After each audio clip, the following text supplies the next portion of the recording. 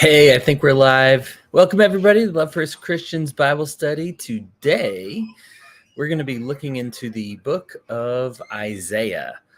Isaiah is up there with, I think if I were to put a top 5 list of difficult books to read in the Bible, I think Isaiah would probably be right there at about 4, somewhere between 3 and 5, I think. There's some theories that this was actually written by 2 different authors because of how different the style is. At some points, you go from symbolism and visions, as then you get some history as well as prophecy. Now, there's nothing to say Isaiah can't just be a really talented dude, and so he was good at writing in kind of different styles and receiving different kinds of visions. But it is a very unique book of the Bible in the sense that it is the tone and the prose shifts, so it can be very challenging. I like I don't mind symbolism. Ezekiel's one of my favorite books of the Bible. Prophecy can get a little bit difficult. I think I've mentioned on the show that Revelation is just kind of it's cool to predict the future, right? But especially in the case of Isaiah, the future has already happened for us. So we're like, oh, that's cool that he predicted it. But there's not much for me to say to comment other than, wow, he said it would come to pass and it did. We can, of course, analyze why it comes to the pass. And those are kind of the lessons that I think that we should take from Isaiah. We will have multiple commenters here. If you are watching, I see we got a nice wave of people right off the bat, and thank you for joining us. We're happy to have you. There is a link in the description if you'd like to join the Love First Christians Bible study group or our topic study groups. We have plenty of we just had an atheist join us, and his perspective was welcome. Some pagan folks. I mean, you don't even have to be Christian, is what I'm saying. Your perspectives are very much valued. You are a child of God in our eyes, and we're just very happy to have you. So if there's any group you ever want to be part of, please, that link is in the description. It's right there, and we'd love to have you. You can be live. We should be getting some more live folks here. We got some people getting home from work, putting people to bed. So I'm just going to get things started for now. So one of my takeaways from Isaiah was kind of the fascinating concept that this idea of nations was really doomed right off the bat. And I think a lot of times we treat Jesus as such wow, he really changed everything about the Old Testament. But Isaiah almost reads like a New Testament book based on how he's like, hey, listen, you guys are identifying as Babylonians and Assyrians and Jews, but nations are really, and he compares it directly to idolatry, that it's really, you look up to a nation to save you is like looking up to a plank of wood to save you. And that Judaism was not at all limited to people that just happened to be ethnic Jews. Now, obviously, this was controversial at the time, but God had reiterated this point already, even in the Torah, with Rahab and the spies from Jericho, and had reiterated over and over again, if there's people of different nationalities that wish to join you, you have to let them in. That's the way it goes. One of the things that I like about this concept is it kind of sheds a light on some of the previous verses in the Bible that we get about annihilating people and nations. Those are obviously difficult to read because it's like, why are we killing all these people? And that he goes into that again in here in Isaiah, that's like, hey, all these people are going to be dead, doomed. But he does say, if they join you, they're yours. I don't see them as theirs anymore, right? So really, the annihilation is only for people who really want to go down with the ship, who are like, no, I am very committed to this evil God or this way of life or this murderous lifestyle, thievery, so when we're calling for kind of what almost feels like a genocide when you read these Old Testament verses, we have to remember that the policy of letting people join your ranks instead of their current one is always on the table. We've got some current events here when we talk about Venezuela. I just saw some footage of police officers taking off their uniforms and joining the people. And at that point, you cease to be an agent of evil, the state, whatever you want to call it, an agent of, the tyrant. And you're welcome to be part of the people. And this is something that we should see as the same. Now, this didn't go over well with Jews. It didn't go over well, and I shouldn't say Jews. It didn't go over well with some individuals of the Jewish nation. This happened once again when we read Acts.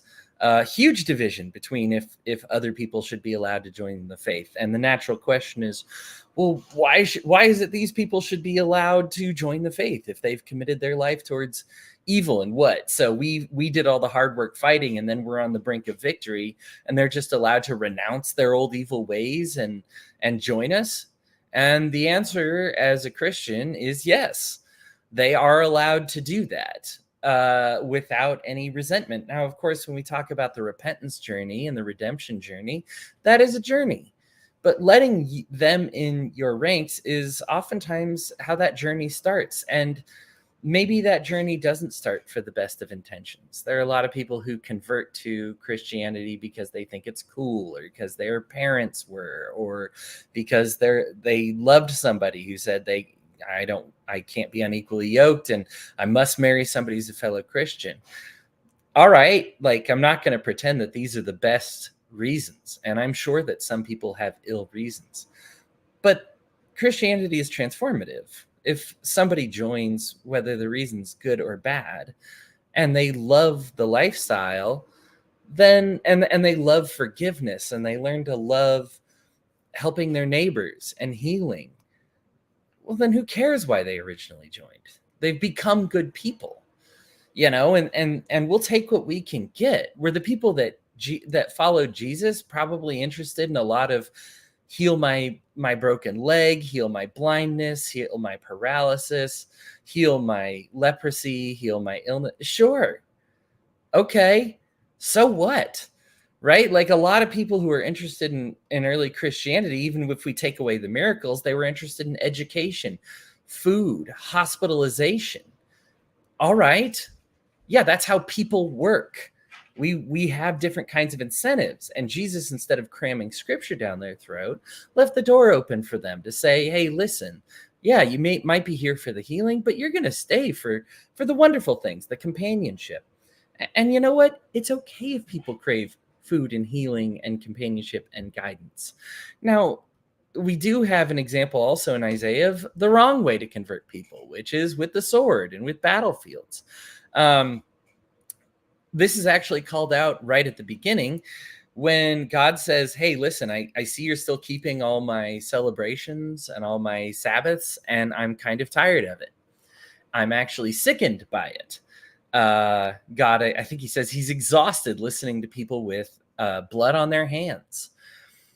And the blood on their hands is from these people who have tried to be conquerors for Judaism as opposed to converts. These people are gauging, and they list many grievances, but they're not good to the oppressed or foreigners or immigrants. They're not good to the fatherless. They're not good to widows.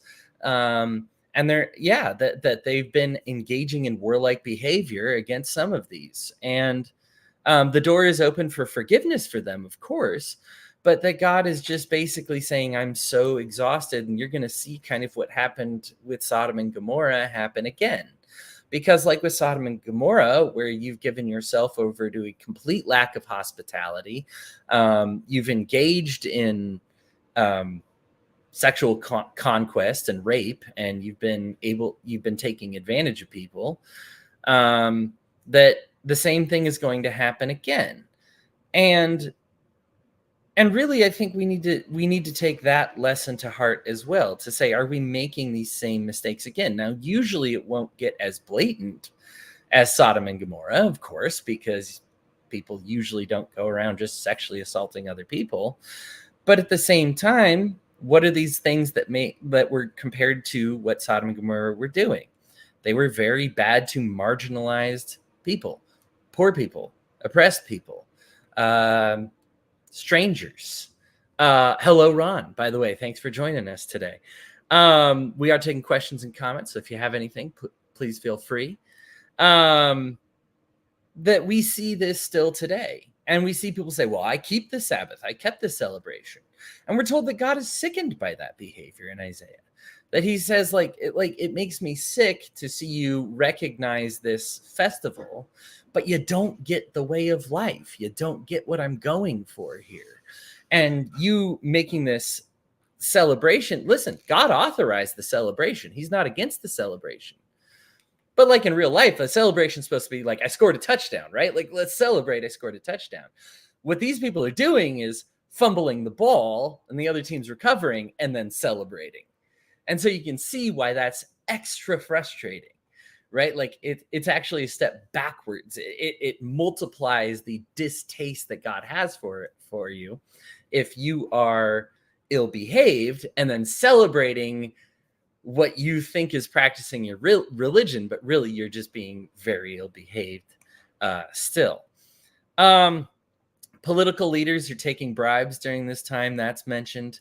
Isaiah has kind of an interesting dual prophecy here.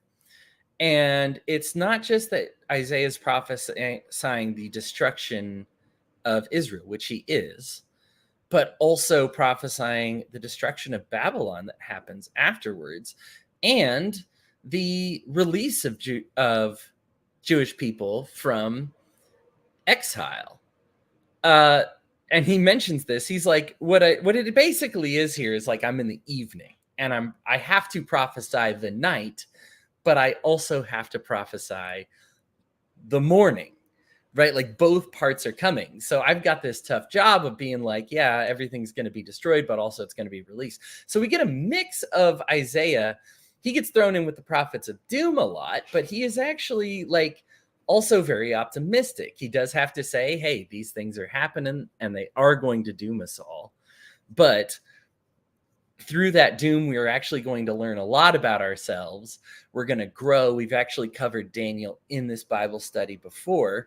You're going to get kind of those events happening, and then things are going to get better again after our release from captivity, and then worse again and better again. He actually goes all the way to the apocalypse. So you do have to keep careful tabs on what Isaiah is exactly, what time period he's prophesying about, because it's very easy to get confused. And we have my very good friend here upgraded to A+ friend this last week from a simple A. Aaron Goss, how are you doing today, buddy?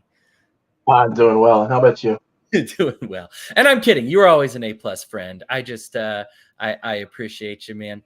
So you've done the Cliff Notes version of Isaiah from what I Yes.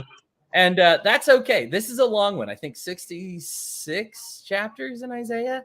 And some of them are doozies. One of the longer books of the Bible. I just started here and I was talking about the concept of nationality. I think this is one I would want your opinion on, because I know how you and I feel about nationality. Oftentimes we kind of are like, Christ is the one who ended the concept of nationality. But we discussed in Exodus already how God was like, no, people are free to join your little nation if you want to. And then in Isaiah, we really have kind of an in your face where he compares nationality to idolatry. What are some of your thoughts, either from Isaiah, or you can even just go in general about nationality as it relates to Christianity? Yeah, no, I've always kind of had, even when I was considered myself to be a Republican, I never considered myself to be a nationalist, because I've always just had that like feeling in the back of my head. I was like, this doesn't sound right based on what I've read, like what my experience in the church has been. And I didn't have the words to articulate it. I didn't have the Bible verses to go back to and say, this is not biblical at all. But I just had that feeling in the back of my head. And then going through as an adult and reading through all of the different parts of the Bible where God makes it explicit that we are all his people and that we're not bifurcated by these different assigned groups that politicians thrust upon us. Um, the idea that we were never intended to have a government. That like what was it? Is it Kings where the people demand demand a king when Samuel. it was Samuel? Okay, Yeah. yeah, Samuel, where people demand a king and God's like, "This is a bad idea. Are you sure you want to do this?" Yeah. Um, First Samuel 8. And yeah, God lists everything. And boy, does all that pan out. I mean, there was an ethnicity, and that was a big deal for the Old Testament, that there was, God's chosen people and everything like that. But then Jesus came and fulfilled that promise, and then everybody became God's chosen people. There was no longer a chosen ethnicity. Um, and at that point, there should have been no nations, no ethnicities, nothing, no boundaries between people. Unfortunately, we failed to live up to that lofty goal. Yeah, for sure. I think what I'm trying to go for is and Christ makes it very explicit, but I think Isaiah here is pretty explicit too when he's like, if they want to join you, boom, they're Jews now, just like that. It's if as soon as they want to join you. I was just talking about how we were talking about the conquered peoples and how it's like if they want to join you, even just because they don't want to die, that you're still supposed to welcome them into your folds. Because I think a lot of times we read a lot of genocide into the Old Testament there when it's like, and kill all of them. But that Isaiah clarifies and is like, hey, we are supposed to allow people, like people need the room to be able to change their minds, and killing them because of their ethnicity or the side of the border they happen to be born on. I'm with you. Even when I was right winger, it takes, there's no skill to where you're born, right? Like, so Yeah. like you know what I mean? Even when I was like huge on meritocracy, like there's nothing of merit about where you're born. It's luck. And what do I just want to say I'm lucky, or like I'm God's chosen person because I was born in America, like America's not even around during this time period. So yeah, it just kind of seems goofy. I guess to me, I was just shocked at how much Isaiah, I was about to say Isaiah echoes what Jesus said, but really Jesus just echoes what's here in Isaiah, and that this was always the plan. I don't like the idea that Jesus like pulled this out of nowhere. That from Exodus we see it happen. In Isaiah, he says it as a policy, and Jesus is just completing that law. That this is what the completion of the law was supposed to be, is that all people are united in that kingdom. Yeah. Okay. I got a comment from Bradley here. Bradley, thank you again for joining us here. He was here last week as well. Samuel warned us that the tribes would be destroyed by political corruption if they appointed a king. Before then, the tribes fought defensive wars, allowed all people to join the faith, created some tribes from inter-ethnic alliances, and all of that went away when the tribes became a nation with a king. Right. I appreciate that. And it probably helps iron out some of this, but they have tribes, they have judges, they have this, that, or the other. Oh, we are about to talk about this as well, Aaron, in light of your shirt there. Before I get to that, sorry, the shirt's just distracted, but to what Bradley said, yeah, there was actually tribes for people who were adopted, per the adopted children that Jacob had. And those are considered tribes, right? They're just kind of inter-tribal tribes, I guess, if you want to say. They all had space until finally they decided to be this concept of tribes is a little stupid. But at least as of Isaiah, they were like, hey, let's bring people in, let's give them a tribe, let's treat them like our people.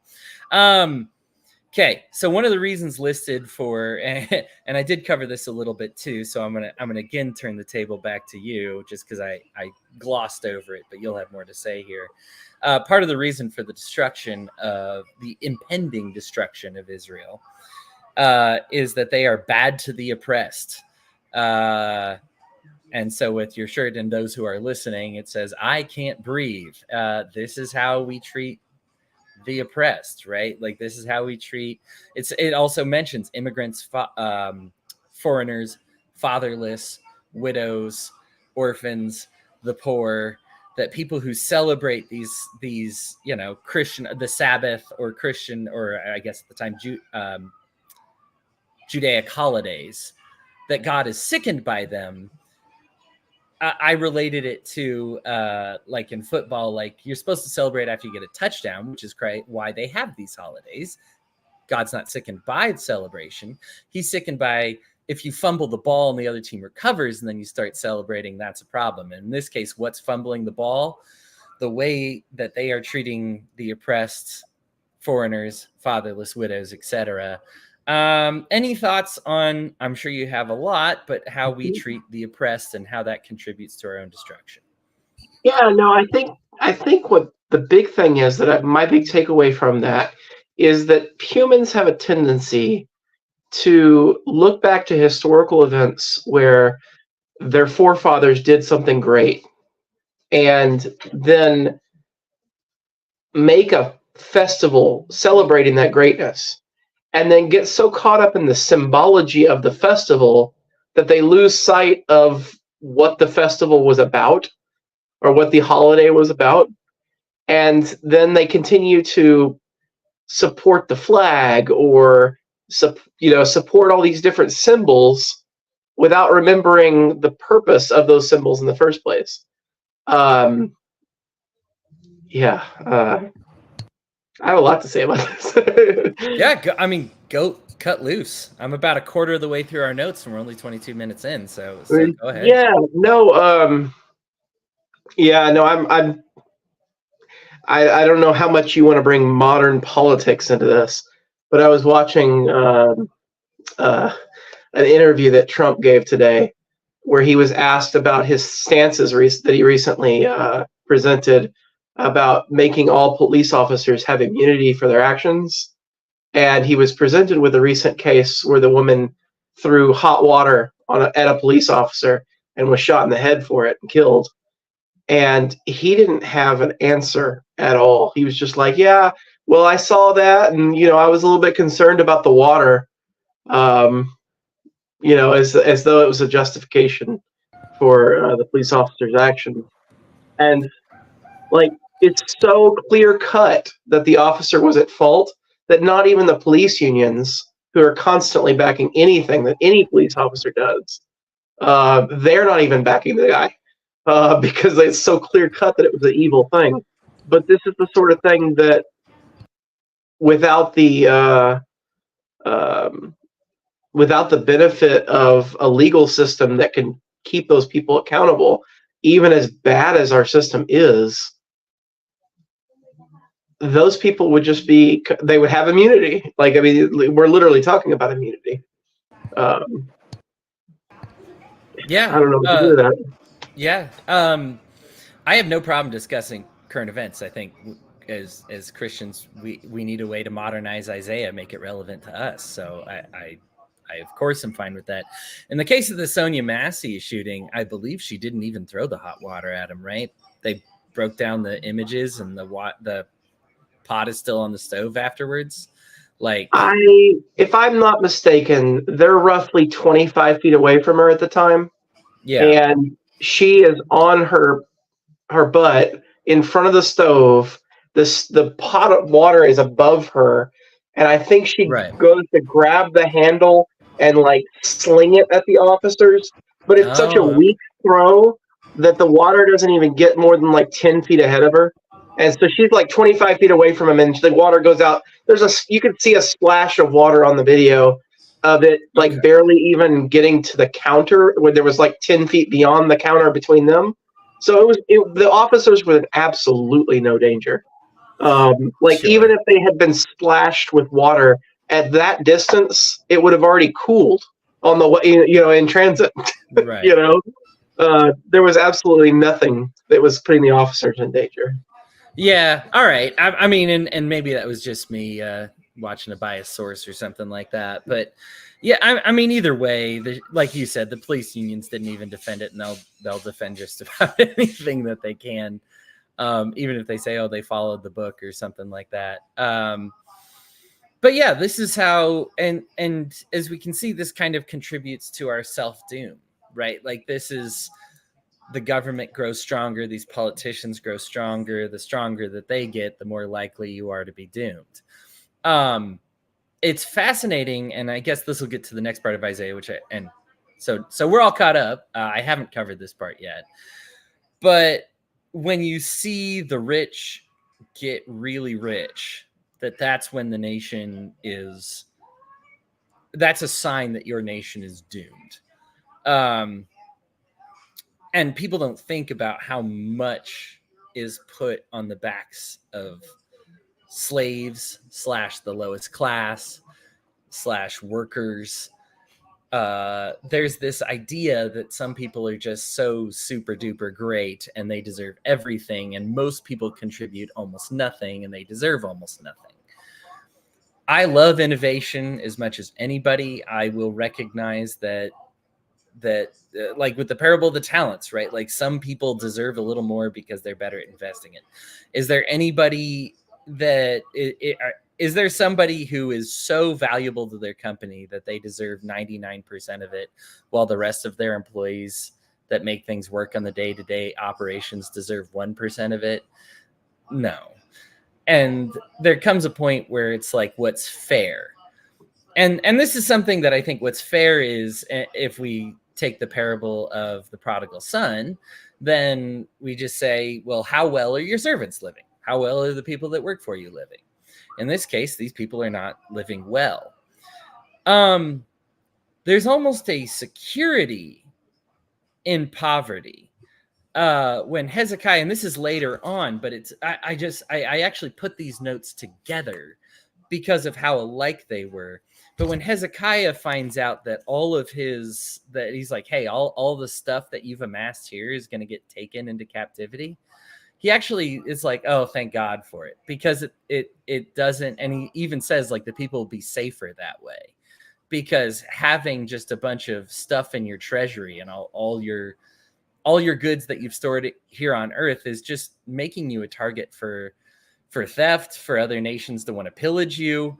And there's kind of a danger that comes with amassing this wealth, and it's not good for you, and I think it's interesting that Hezekiah recognizes that it's not good for us. I am not one to ever, for me, when I see wealth, my issue is just like, okay, cool, let's just make sure everybody is like, let's make sure this brings all ships up. I'm not going to be a hard liner for making sure like everybody gets exactly 1% of the pie or anything like that, but let's just make sure this is good for everybody, as technology should be, as advancement should be. But instead, what we see, and he talks about the horses and the swords and the chariots and who all has that big army. Well, it's just a few people, and this is a sign that something bad is going to happen, either from your own government or from somebody else attacking you. Any thoughts on that? Oh man, you covered it pretty well. But yeah, no, I agree with you that parceling out exactly what's fair, an equitable exchange between individuals, is definitely a difficult process. I personally am a syndicalist. I believe that worker cooperatives should be the dominant model economically, and how businesses treat their employees. That all workers should own the business partially amongst themselves and make decisions, rather than having a CEO or shareholders or anything like that making those decisions. I think that would lead to more positive outcomes, in the sense that you would have. I think we may have lost Aaron's internet for a moment, which really stinks, but hopefully we'll see him back in a moment. Patty, welcome. How are you doing today? Oh, fine. Traffic. That's okay. I get how it goes. We're just happy to have you. I'll let you give your kind of thoughts on what we've covered so far. Where are you at so far in Isaiah? So we are just, let's see here. All I wanted to cover is the leadership got bad. People are celebrating. People celebrated like the Sabbath and things that God instructed them to do, but they had blood on their hands, I think, and that's the exact verbiage used in Isaiah, that they're blood in their hands because they weren't good to the oppressed. They weren't good to foreigners. Oh, Aaron's phone overheated. Oh shoot. He's in a hot zone. I believe Aaron is in Texas, so I get that. We've had a few 100-degree days, pushing 110, sometimes over degree days here in Utah. And so I can't imagine what that must be like. Yeah. Apparently his phone really doesn't like StreamYard for some reason. That causes the heat to go up. Hopefully we can get Aaron back. If not, thankfully I got to the parts at the very least I wanted Aaron here for, because he's obviously very big on protecting the oppressed. But yeah, we're talking about that, how the leaders weren't good to the oppressed, the fatherless, the widows, the foreigners, the immigrants, and these are things that contributed to their destruction. We did talk about nationality and how Christ is often attributed with like, hey, let's forget the nations thing, but it is strong here in Isaiah. It almost feels like that section is pulled right out of the New Testament, something that just kind of shows that this was the plan all along, as opposed to just like Jesus pulling it out of nowhere, that the concept of nations was antiquated. It's actually specifically called idolatry here in Isaiah. And then, yeah, we just kind of got to, we just ended on the idea that a rich nation is actually painted a huge target on themselves. Hezekiah, even when he finds out that all his treasures were going to be gone after, Babylon invades, he's like, oh, thank goodness for that. Like, it's kind of the opposite reaction of what we have, that there's almost a security in living, I don't want to say like in poverty, but with like meagerness, or like with, I have what I need. Everybody else has what they need. Nobody's really richer than the other. When there's not just like one big treasury to raid, that there's a security with that, because you would have to raid every home in an entire nation in order to get the wealth, as opposed to just saying, hey, as long as I can get to the treasury, we can invade the treasury. And that's where we're at. So Patty, any thoughts you have on that so far? Well, I believe the treasury, we're talking about the tribe of Judah, right? Because they were, but the treasury they were raiding was the temples. I mean, so what I mean, like I hope I'm talking the same timeline you are, where they're raiding the treasury to make the deals with and I forget who the nation was, so that they would be protected, right? Nineveh, Assyria. Yeah, right? Yeah. So because that's what they were raiding the treasury, so they could make the deal, so they could be protected. Because like the lower 8 tribes had already been decimated, right? So we're talking about Judah, right? And they were raiding the treasury so that they could be protected. And Isaiah is saying, don't do that, don't do that. And they were like, yeah, whatever. And so they were raiding God's house, and so which was a lot of treasury in there. But is that what we're talking about, or am I on a totally different place? You're right. And your take may even be better than my take on it. I was just, the political leaders were taking bribes. They were a rich nation where they had stuff, and they were up against another rich nation that had stuff. And Isaiah says, that's going to be the doom of both of you. Yeah. Israel, you're going to fall first because you've been hoarding wealth. But you can see how they're hoarding wealth, and that's going to be the doom of them as well. Because they had a whole lot of stuff going on. Because they had the king that walks into the temple that says, I forgot who the king was too, because he was a good king. He walks into the temple and he was just like, I'm king and I'm going to walk into the ark because I can do that. And that didn't work out really well for him, because God struck him with leprosy, and that was that. And then we had the next king, because the next king comes in and then he makes the deals, and they start raiding God's temple, and God says, well, that's it. We're just going to let another nation take you over. and actually because theirs were like the whole like where I kind of like took it was like people think that what is it when we have godly kingdoms, God controls those kingdoms, and it's like, well, God controls ungodly kingdoms too, Right. you know, Yeah. And not to get too political, but I am going to get political on this because this really annoyed me, and I just going to, this is going to be my only political commentary, hopefully, of the night, but. I was at the Republican National Convention, and it was dope. I mean, I'm not going to lie, it was a blast. There was so much fun. But one of the things that kept going on that was so annoying to me was that everybody kept saying God spared Trump's life so that he could rule and be a just ruler. And I really had to bite my tongue because I wanted to say, well, maybe that's not why God spared Trump's life, everybody, because God protects unjust rulers too. We don't know if Trump's going to be a ruler, and if he is a ruler, if he's going to be a just ruler or an unjust ruler. And then you suggested Isaiah, and I thought, boy, this is a great book to talk about people because whether a ruler is just or unjust depends on how they rule, isn't it? And unjust rulers are put there by God also. And this is what Isaiah talks about: is unjust rulers are put there by God, and you can tell they're just and unjust by how they glorify God. And now I'm just going to lay this on the table. If your ruler isn't glorifying God, trust me on this, he wasn't put there. God didn't put him there to be a glory to God. He put him there because destroying the nation was what God's plan was. So don't think that if you have somebody there that's destroying God, that God put them there, but they didn't put them there to help your nation. Sometimes God puts rulers in there to destroy nations because that nation needs to be destroyed. And if you don't believe that, read the Bible, because God was in the business of destroying nations too. So, yeah. Yeah, it's an inevitability. It's like the fact that nations are based on stuff and stuff fades away means nations fade away. You know? So you may be worshiping a leader that was put there to destroy your nation. And the way you can tell if a leader is there to destroy a nation or to glorify a nation becomes very obvious by how well they serve the Lord.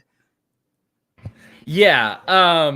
He compares it to like a plank of wood, where it's like, pray to a plank of wood. I mean, it's all the same. These nations, it's the equivalent to worshiping politicians, nations, your leaders, be really careful about that, people.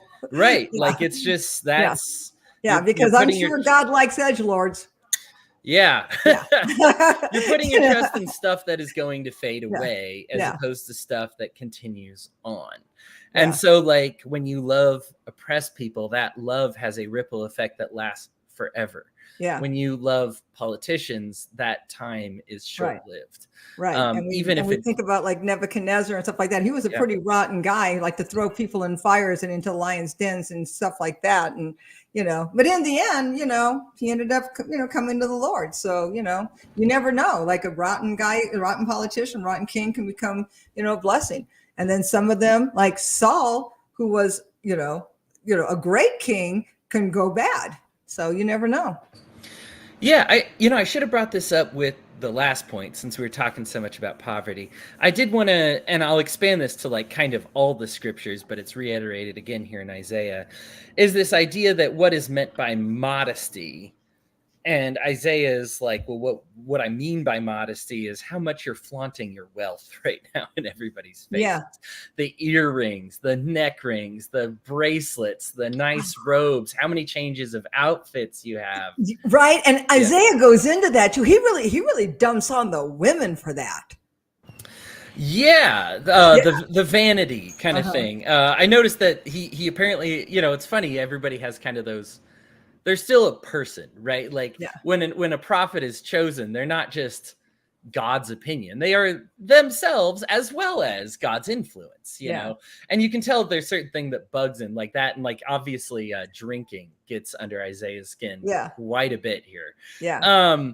Which perfectly fine. I totally get it. But like how many different outfits do you need before you are just like flaunting your wealth in front of people. Yeah. And this is why I say, like, there's a careful balance here. Aaron was talking about this. But there's a careful balance here. Like when with the prodigal son, you look at the servants and the guy says, well, he treats the servants really well. Yeah, servants are still dressed nice. They're clean. They're well fed. So it's not like being clean and well fed and like all that is not important. And it's okay for servants to have like a trinket that matters to them, right? Like these people were not living, this isn't a call for like destitution. These people aren't taking vows of poverty. That's not necessary in Christianity. It's the flaunting it for the sake of having it and having like, I'm wealthier than you. I'm flaunting it in front of other people. If we have enough wealth, then everybody can, everybody or most people can have a necklace, then great. If everybody's got a change of clothes, great.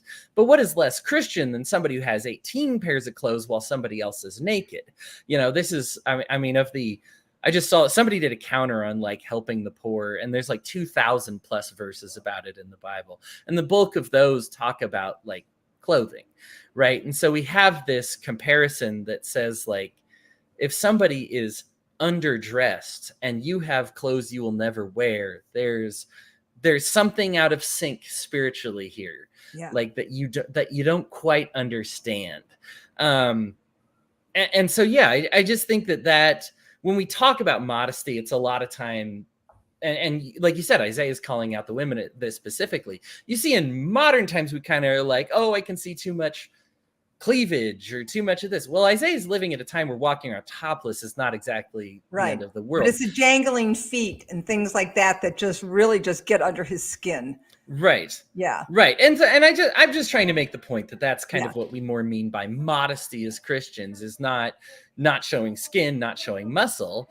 It's sharing your wealth, right? Like I live modestly. Yeah. That's kind of what we more mean by it. Yeah. Okay. This brings us to the next part. This was probably my favorite part of Isaiah. But talking about people who are wise in their own eyes and how they call light dark and dark light, and how they call sweet things bitter and bitter things sweet, that they understand with what they believe is with their heads, but they fail to understand with their hearts. This is something, Patty, that is, as you know, close to me, something I have kind of found in many of the ones we talk about. It's reiterated again here with kind of some different flavors that Isaiah chooses to use. And I really love this, because how often I am told that being kind to non-Christians is actually really a bad thing for me, and how, and how actually showing kindness to only Christians is actually really a good thing. And we can talk about nationalism here as well, that cultural homogeneity and having a single nation and these politically defined things is actually really a good thing. And multiculturalism and expanding to allow immigrants is actually really a bad thing. And that they're taking God's words, twisting them all around. They're wise by their own understanding, right? Because in their mind, and I love the way that's phrased, because in your own understanding, okay, let's go back to right-wing Hody, what I used to be. In my own understanding, okay, yeah, immigrants don't really believe the same things I have. They don't have that same heritage that I have. They do like to eat weird foods, and they don't speak the same language. And so what's wise to himself Hody thinking?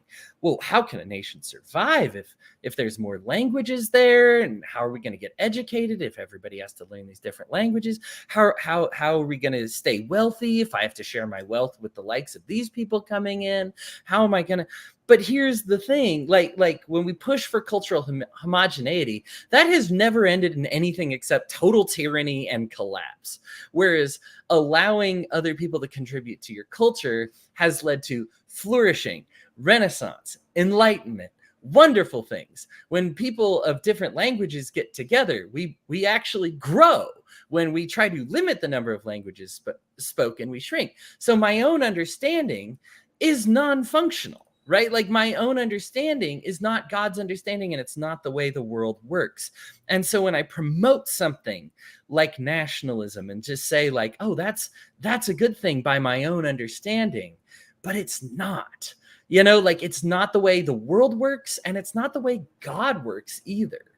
Like I said, I go off on that one because that was my favorite part of the whole scripture. Aaron's back with us, hopefully with a nice, cooler phone now.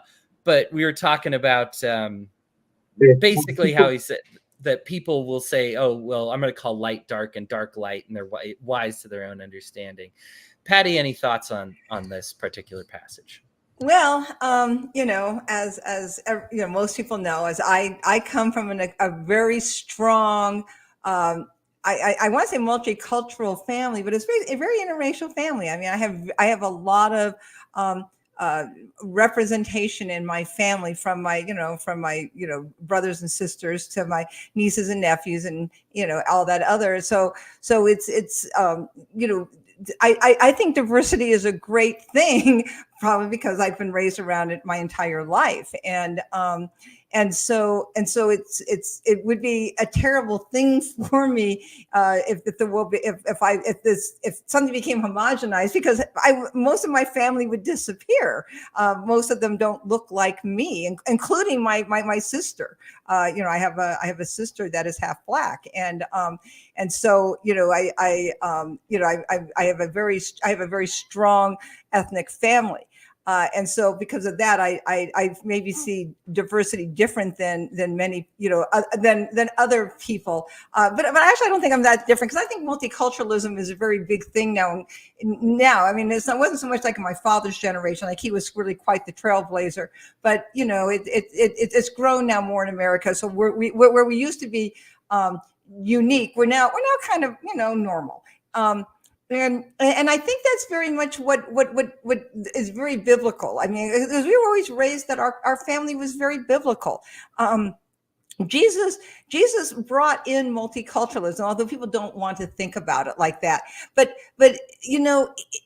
Christianity to its core is about multiculturalism. It's about the Jews and the Gentiles, the two, the two most unlikely factions coming together, the Samaritans and the Jews. It's like bringing together groups that nobody would ever associate with, and bringing them together and letting them call each other brothers and sisters and family, and letting them live together and share resources and be in cultures together and marry, and some are circumcised, some are uncircumcised, and just being a family and getting past those, just those ridiculous barriers that man put up that God did not, and see how wonderfully diverse they can be, and what a great society they could build based on the love of God and not on the hatred of man.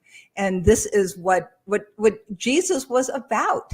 And I think when people get trapped into hating each other and bringing the us against them mentality, it's so not about God. And I think people forget that this is really truly what God was about, was breaking down those barriers and destroying those artificial boundaries that divide us.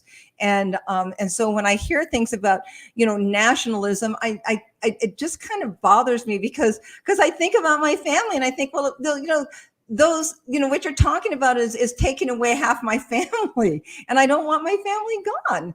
And I love them, and I'm glad that they're here, and I'm glad that they were able to walk across those artificially drawn boundaries by man, so that we could all be a family, and they could create the people that I love. And that's what I think God looks at it, is that, those artificial boundaries that are drawn by man stop people from loving each other. And I think we need to take down those boundaries.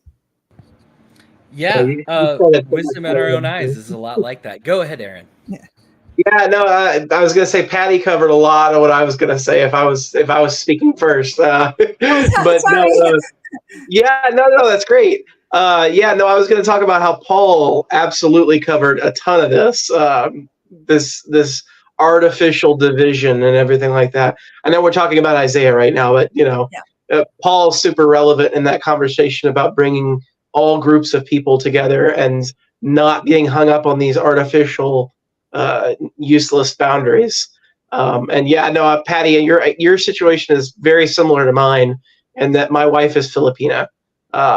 I engaged in the dreaded miscegenation. My kids are half white and half Philippine. Like I genuinely worry that even though she got her citizenship last year, that she could potentially be deported next year, depending on how things go in November. And my mother-in-law, who's living with us right now and helping take care of the kids, who's a godsend, having her around, that she hasn't gotten her citizenship yet, and how vulnerable she is as a result. And yeah, it's insane to me that I would even have to worry about that as a possibility. Like that should even be on my radar concerns from all my day-to-day stuff that I have to worry about, that I have to worry about which national leader gets elected, because it might completely upend my entire life. Yeah, and then just get it in an editorial. It's like, in my family, we have African Americans, we have Dominican Americans, American Indians. I mean, and it's really very upsetting to us, when we hear stereotypes and slurs and things like that, and and people just assume because I'm white that none of that, like, I shouldn't be offended by that. And it's like, well, actually, when you say and use these words and slurs and say these things, it's like you're talking about people I love. And the same thing is like when you talk about deporting, you're talking about like deporting the family of people I love. I mean, because we're like if like my brother-in-law, he may be an American citizen, but his mother, there she goes, and I love his mom, and this is where it's like, where I think like the power of God in Christ, and we have to understand this is what it's about, is that we love people, so we want to keep our family near, we want to keep them near, and it's not. This hatred stuff has to stop, and the hate speech has to stop. And the way it stops is that we get to know each other, and we recognize that the love of God is not about just loving God. It is about loving people. And we say this like every single show, but we have to remind people that if you love God, you love people with that. I mean, it's a two-edged sword. You can't love God and hate people. That's what God says. And sorry, that's just a reality. And so the end. Hootie, back to you. It's great. I love it. It's this is later in the book, but I'm going to talk about it now since, did his phone give out again? No kidding. No. He's still here. He says his phone gave out again. No. He looks like he's here. That's okay. I'm going to bring it up now, even though it occurs later in the book. But the part about how it's like, how can you say you love the potter when you're walking through shards of clay from his creation? Like, you walk through destruction, and then you're like, the destruction of his creation, but you're like, oh, but the potter's really good. I've just destroyed all the pots. And it's like, but that's the two are very linked. You understand this, right? Like, you can't go into an art studio, destroy the artist's artwork, and then say, but I really love the artist, though. Yeah. And so if you love people, then you are going to stand up for the people. If you love God, then you love people, right? Like, the two are undeniably intertwined. We do talk about this every episode. I don't mind talking about it every episode. Right. It's why the name of the group is the Love First Christians. That is right. We love first, right? Like, that's what we do. This is how you express it. This is a theme throughout the entire Bible. To finish up here, and I didn't want to, I love the direction we went with it because it absolutely fits with nationalism. But I also want to say this goes for things like Christians that are like, oh, well, I'm just being cruel to be kind, right? Like they're literally talking like against this verse, to being like, oh, I got to be bitter to be sweet. I got to be dark to be light.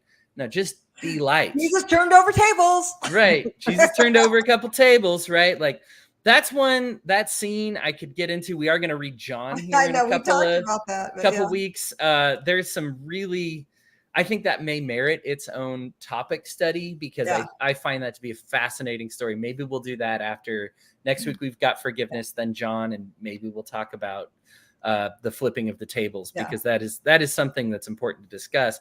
But yeah, like everybody wants to be Jesus that flipped tables, but and kind of with that rudimentary understanding of what that means. But then all of a sudden, when it comes to Jesus that healed paralysis, Jesus that healed blindness, Jesus that educated, Jesus that fed, Jesus that hugged, that welcomed children, Jesus that welcomed foreigners, Jesus that went to the immigrants, Jesus that was an immigrant, then all of a sudden that Jesus barely registers to those guys.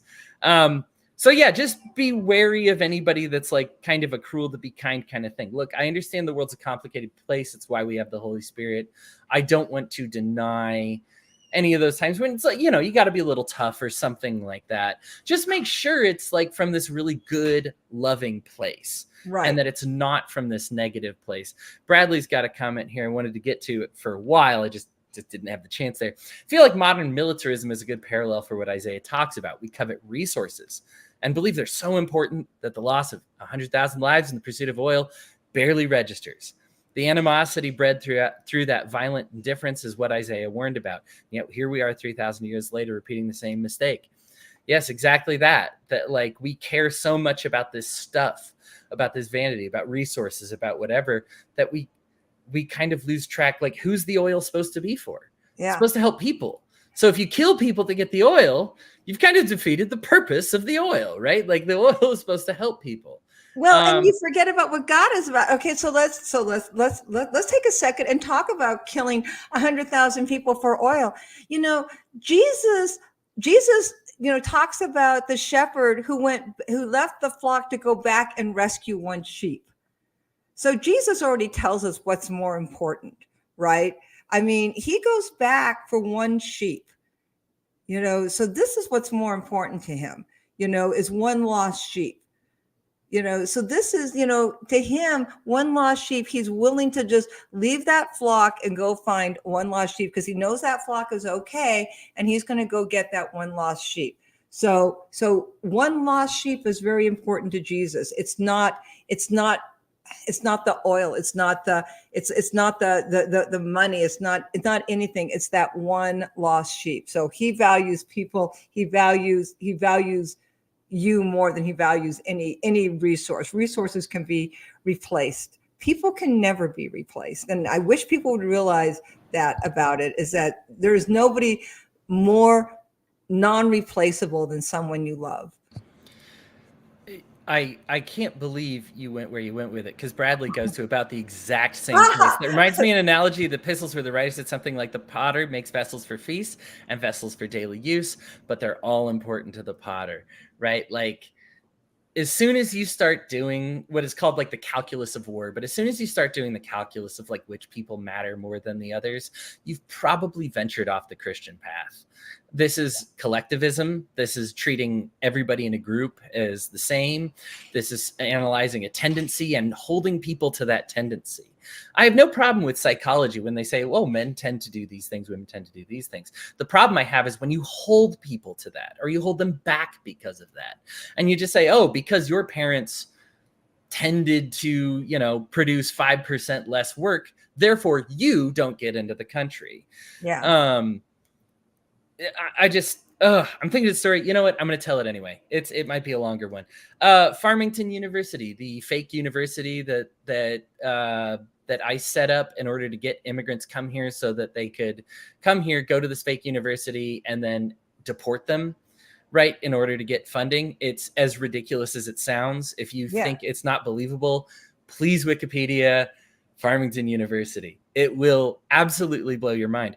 So the thing is, they brought him here. They said, hey, it's actually on the job education, which I guess wasn't true in a way, but I'm going to get there. So these people would go to these jobs. They actually registered themselves. So if their employer called, their employer was actually told by the government, yes, this is a real university. And yes, they're completing real training. It was listed on credentialed colleges, again, by the government, that this was a credentialed college. So the argument, of course, ICE makes is, well, they should have known that we were fake because we weren't giving them any classes. Well, right, because you told them it was on-the-job education. This still isn't my point. This just sounds like an anti-ICE thing. And believe me, I don't mind going on an anti-ICE thing. But I'm going to pause myself there because this is actually the point I want to take from this. These immigrants that came in, they actually were from a specific, I don't want to say tribe, but specific territory in India where they don't even speak like the main language. They, English wasn't their forte. Even like, it's a very small group of people that ICE was focusing on with this. And they focused their recruitment efforts on that territory. And they were like, hey, it's okay if you don't speak the language. So these people came here. They were told on-the-job training. And here's the thing. They were here for STEM jobs, science, technology, engineering, aerospace, high-level intelligence jobs, right? Like, got to know a lot of that. They went to this place, again, no education, right? Because it was a fake university. They weren't educating them at all. And these employers loved these people. They had to give them some on-the-job training, some on-the-job education, but they were capable of performing the jobs. So much so that nobody questioned if the university was fake because the employers were like, sure, they seem to be doing a great job. They learned the English quickly. They learned the calculus, the math quickly. They were able to communicate it with our team quickly, and they are contributors towards this workforce. And all they needed was for somebody to treat them like contributors, as opposed to treating them like foreigners who barely have any education and don't speak any English. It's like a modern, well, I guess stand and deliver is somewhat modern, but this is like the equivalent of the stand and deliver model. Right? Like that it's like, hey, listen, I believe these kids can not only learn math, but learn a higher level math than what you're expecting of them. That all of a sudden you get these people here, you treat them like they belong here, and they belong here. Right? Like how magical is that? That this is the love of Christ, right? Like maybe somebody doesn't belong here. Because, hey, guess what? We're all sinners. None of us really belong in the kingdom of God, right? We are all sinners. But you treat people like they belong, and they belong. You treat people like they can do this level of education, even though they were picked on because, oh, they're uneducated. Who's going to care about them? And suddenly they gain that education. And I'm blown away by the story. Of course, I dealt with this on the political and legal side when I was looking at everything. But the lesson that I learned from this was just treat people like they belong, and they're going to surprise you more often than not. I was so shocked at what these employers had to say because, of course, this blew up in court. But all these employers were like, hey, hang on a second, because here's where it really got legal, because they're poor. Right? Like, so sending them back in, they didn't have legal representation at anything. The reason I know about this is because their employers were like, hang on, that's a really good employee here. And you told me, government, that it was okay for me to hire them and have them for some on-the-job training. Well, guess what? I've checked them off on their training. So even if you say the education was fake, what they learned was real. And I want them here. And so, like, the fact that they grew to be so important within these companies, like, to me, just says it all about how we treat other people. That if we treat them better, they become better. And anyway, I know that that's like kind of a side story to what we're talking about here, but it was a big one for me. Aaron gives me the big old heart, which I will take as a but you know what? My gold star. But what you're saying is so apropos to what Christians should be doing, because this is literally what God talks about, right? Is that the love of Christ, and treating people well. Again, we go back to everybody wants to be the Jesus that flips tables, but nobody wants to be the Jesus that serves. But the truth is, when Jesus was flipping tables, people were not running to him, right? They weren't hugging him and falling at his feet saying, "Teach me, Lord, teach me." Right? That wasn't the Jesus that was getting people. That was the one that everybody was running away from, right? Because they were afraid of him. I'm sure he was a very terrifying figure when he was doing that. But the Jesus that everybody was running to was the Jesus that was standing there, feeding them and loving on them and healing them. I mean, that was the love part. I mean, when you love people, you include people. When you value people, that is what people run to. And that's when we talk about like the kindness. I mean, this is, I wish people would get this, because I don't know where this myth started, that you have to treat people poorly to get them to listen to you. It's a terrible lie that people have told, and I wish they would stop telling it. They tell it to their children, they tell it to themselves, they tell it to the people that they love, they tell it to their partners, and it just destroys relationships. And I don't know why people tell it. It's like we Yeah. have to punish people when they don't do what we want. It's like, stop punishing people for not doing what you want. That they don't do what you want because they're human. Okay. Yeah. Boy, I'm almost, yeah. I mean, and you know what? I'm not going to move on from this topic because it's so much of Isaiah. I'm just going to bring some of the later verses in a little bit earlier than I was going to, because it's important. When we talk about, he talked about the tools. When you're cracking open the seeds of grains, right, on the threshing room floor. He's like, there's a tool for that. That tool's not a sledgehammer.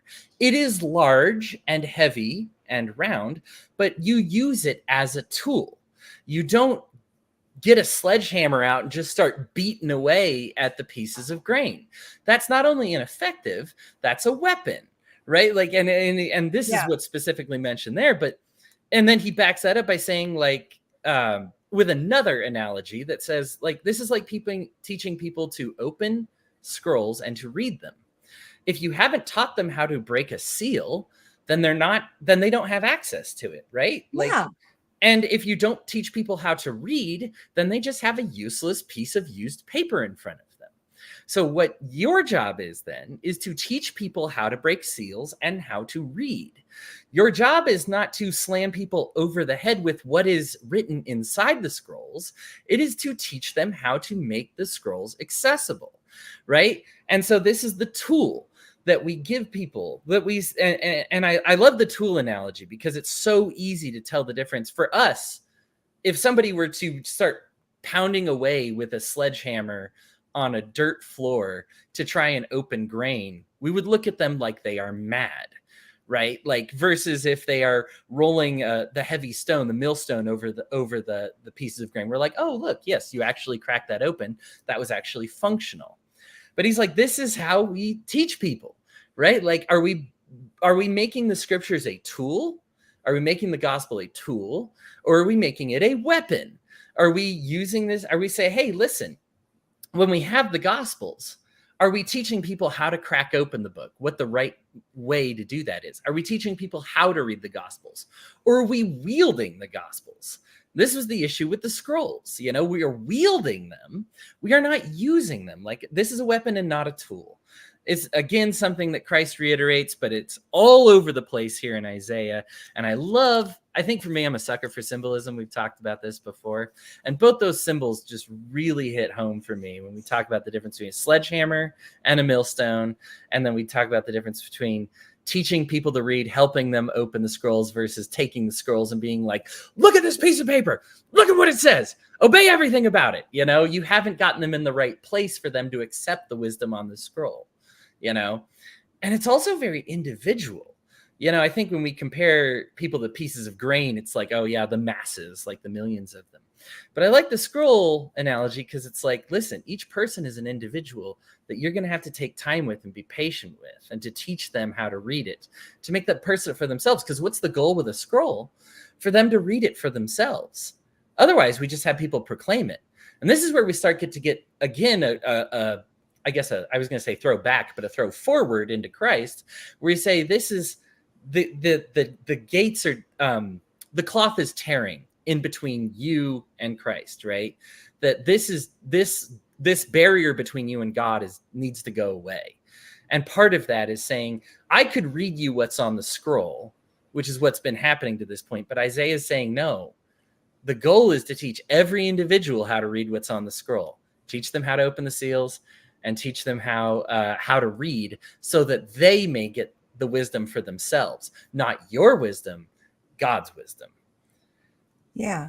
There's this is A.O. saying that I know I'm going to get this wrong. The same sun that melts the ice into water dries up the stream. So it's like, the sun has different, the sun can do different things to the same thing. And you just have to know when it's working for different things, and you have to know what its role is at that time. And so you're making a really good point with the tools. Is the sun here to dry the clay, to dry the riverbank, or is it here to melt the glacier so that you can have water? I mean, what is the point of it? And people, it's like, if people think the sun is only there to dry the riverbed or dry the clay and not melt the glacier, then they'll never understand how the glacier melts, right? I mean, yes. Yeah, right. like you have to. They don't have that understanding. Yeah. Right. They don't get it. And they're just like, oh, I just see this puddle of water. I don't get it. It's like, well, okay. It's like, you can be wiser if you let yourself be wiser. Let yourself be wiser. Yeah. Yeah. So three points I want to talk about with Jesus at the flipping tables just before we start that, because I just feel I can't move on without it. Let's talk about the flipping table. Just three, and I can even make these points real brief. One is he fashioned a whip. That whip is a tool that was used to escort animals out because they respond to a whip. He did not use it as a weapon. A lot of people are like, oh, he whipped people. That wasn't the purpose of the whip. He did fashion a makeshift whip, but it was to get the animals out. Two, and this is something I always want to stress, when Jesus is going hardcore on people, it's usually people on his team. This is an internally focused issue. He is getting a plank out of his eye right now that these people were abusing this. Now, he could have gone hardcore against Caesar or whatever it was, but yes, everybody hates their outgroups. This is nothing new. What Jesus is doing is he is fixing something that is in his in-group. The third thing that I want to say is, by flipping over the tables, he was actually revealing how much money they had. And this is something we actually have some written, I don't want to say data, but we have written information about what exactly happened. Thankfully, the Sanhedrin and Pharisees were really good at keeping records, that condemn themselves, but records. And so he was revealing how much money they had. And the issue is it disrupted their operation because they hyped themselves up as barely getting by when in reality they were fleecing people. So by tipping over the tables, he was actually, this is less out of anger and more so exposing the operation, right? To say, like, these people are stealing your money. It was creating transparency within the church. I just say that because I think everybody is so interested in this Jesus that whipped people and like broke their stuff, as opposed to Jesus that used a tool, saved the animals, and exposed a very evil operation going within his church. Just some takeaways to have. So hold on a second. So let's talk about this because you're revealing new information to me. Like I knew some of that. I didn't know all of that. So let's talk about the exposed, because I didn't know anything about exposing the Sanhedrin, which is interesting. So, and by the way, the Sanhedrin, I know, hated Jesus and wanted him dead. I'm going to assume this is probably one of the contributing factors to their hatred of him. And so, because nobody likes their evil deeds exposed, like nobody, right? So I sure don't. Yeah, I don't either. Like, and I work for the government. So, I'm going to say majority of people I work for, when I get into the higher ups, that's career suicide to start exposing stuff. So, what Jesus did was, I'm going to say, pretty much career suicide. And he had to have known that, right? I mean, he had to have known that, right? I mean, yeah, because what you're saying is, like, what he did is that he took to the, I'm going to say, probably the most powerful of all people, and basically, exposed their ass to right. Everybody, and showed them, look, like opened up the wizard's curtain and said, behind this curtain, I'm going to show you what they've been doing to you. And I'm sure that they came back and probably said, no, let me tell you where Jesus is wrong, because of course they did. They controlled the media. I mean, so I'm sure that they they did something. But that was, when we talk about Jesus flipping tables, what we're actually talking about what Jesus did is that was a pretty vulnerable thing that he did for himself. Like, that was not like, he's not walking around being like edgelord. He's actually doing a very vulnerable thing. He's putting himself in a very vulnerable position. Like, so that actually kind of changes the narrative. It's like saying Edward Snowden can't get promoted by the FBI anymore, there you go. Right? Yeah, I'm thinking that. Like, this is like literally, yeah, that's kind of like his Edward Snowden moment. He's like, he knows about, he's nothing. He knows nothing's going to happen to him. But I mean, but this was a big deal. This was a terrifying thing. Like, everybody else had to know what was going on, but no one's saying anything.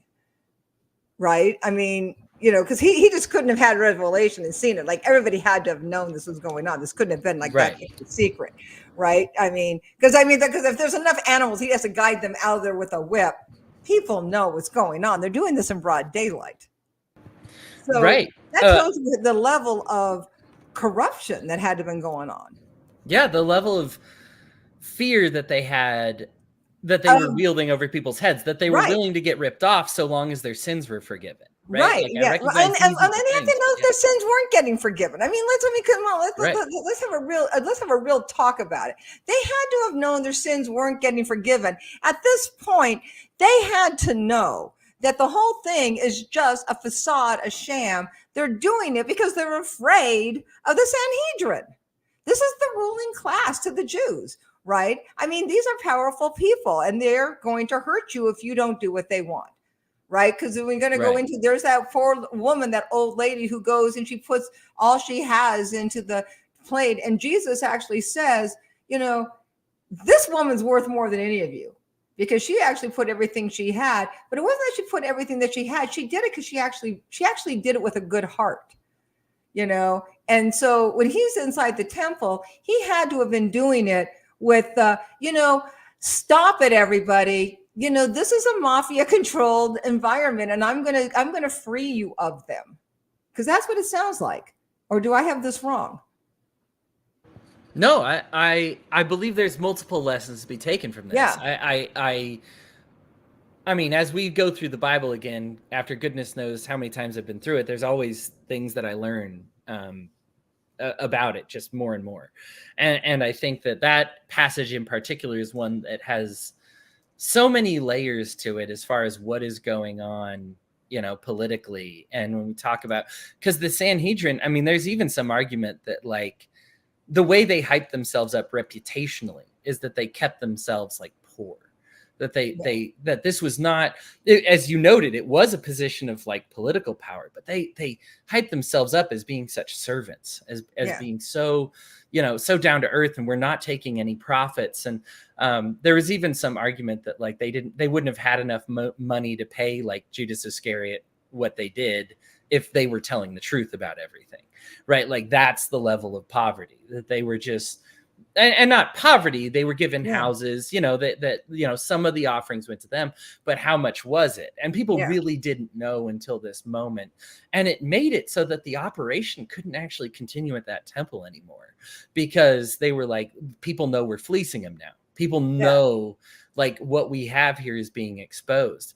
This is a little different because we talk about, like, with Christ, like, people are like, well, why didn't they just kill him then? Right? Like, because it was so embarrassing, right? Like, it was so like everybody would know why, right? It's much easier to say, oh, we killed Christ because he's trying to be he's saying he's the real king, right? Like, that's a convenient excuse. If they say, well, let's kill Christ right now because he just exposed all our business dealings, that's a little too obvious, right? Unless you're that Boeing. doesn't look good on them. Right. Unless you're Boeing, in which case, suddenly the people disappearing. I mean, and that's the other issue with these Pharisees and Sanhedrin and priests, with the poor widow, as you mentioned, with the 2 copper coins. Well, why did she give more? Now, first of all, she gave more because it was all of it, whereas they were only giving a fraction. Secondly, that guy is giving other people's money, right? Like, this was the widow's money. You know? This is all she's got. This is hers. Right. This guy is like, look at all this money I'm giving. And it's like, well, you took that from from Yeah, the you took that from offerings. her.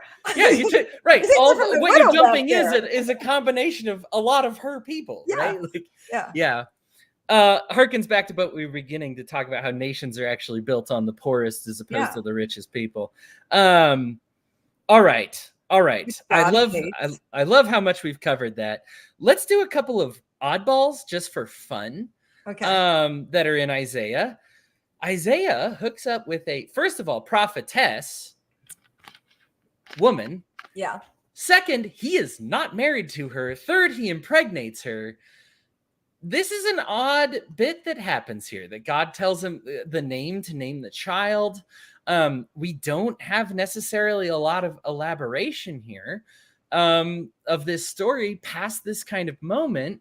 Patty, any thoughts on that? Just Not offhand? really. You know what? That one kind of baffles me. I'm not, because like I'm not really completely sure they, like what that whole relationship thing is. That one just is like, I have no commentary on that, because a lot of the, but I'm going to be honest to say, like, a lot of those relationships, the male female relationships, and a lot of the Bible stories, I'm just baffled by them, because they don't, and this is because they don't fit with my traditional Catholic upbringing. And so they're just at odds with me.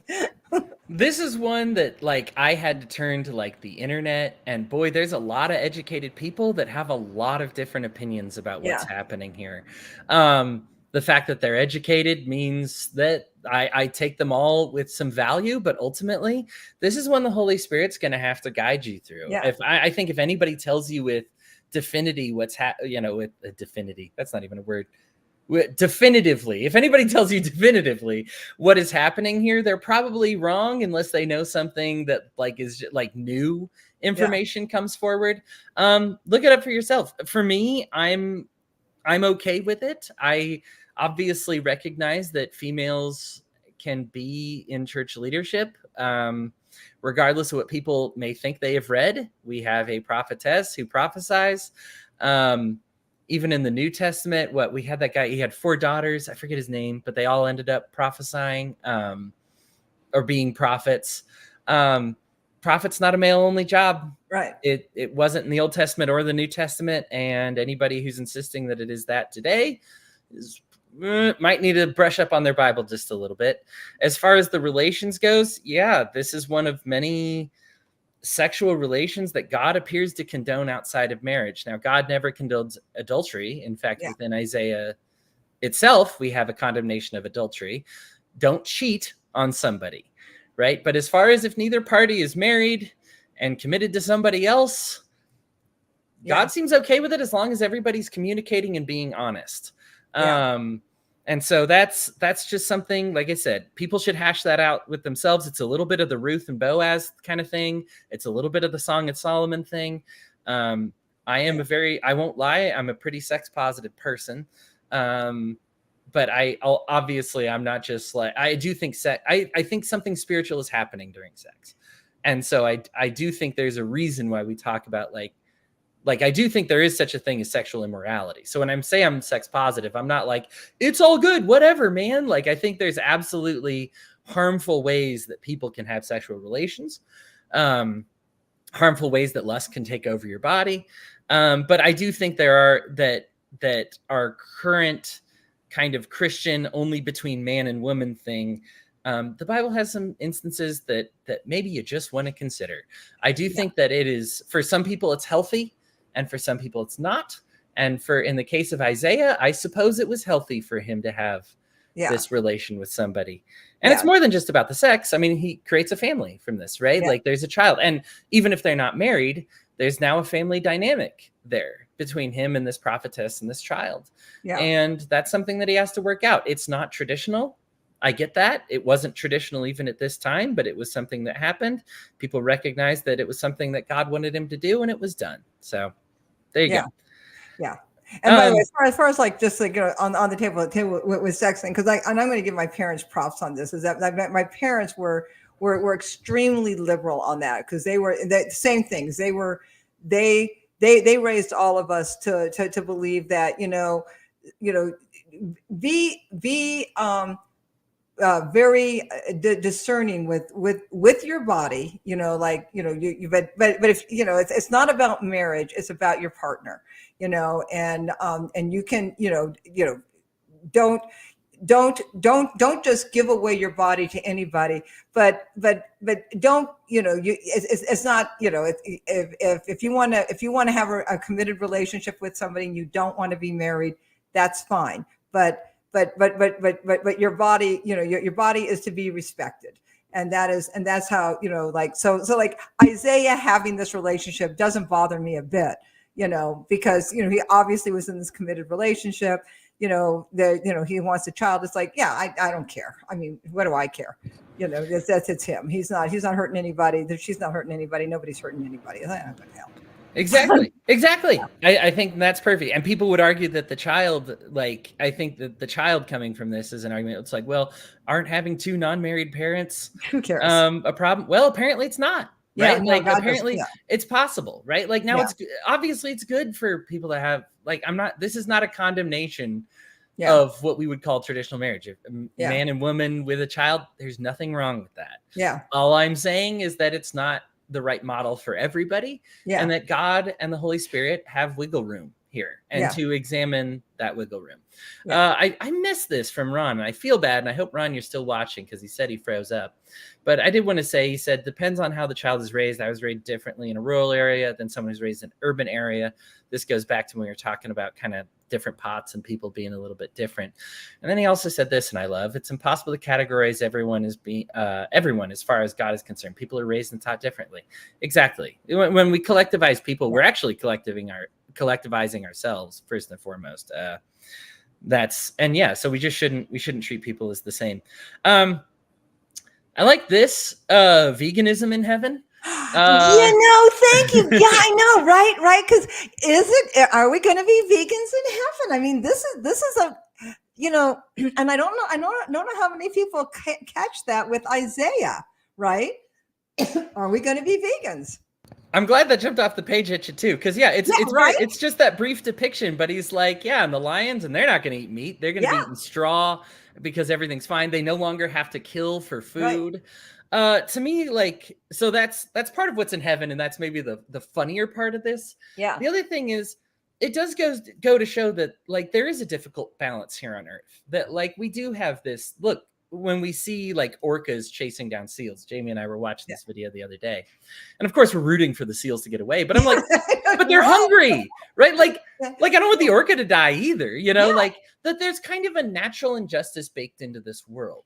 Right. And we're told that that's going to get ironed out in the afterlife. Right. And so we live in a world that is kind of based on this imperfection, that this, like, everything's good. God says it's good. Yeah. But that's just going to have, like, some things have to die in order for other things to live. Yeah. Eventually there will be eternal life where everyone lives. But for now, there is kind of this fallen world that we live in with death. Right. And that's how we grow, and our recognition of these difficult things. Yeah. Like, we want the seal to get away. Like, when man fell, he said, well, eat meat. And it's like, well, and then it began. But it's like, but once we're all up in heaven, it's like, well, no one's eating meat anymore.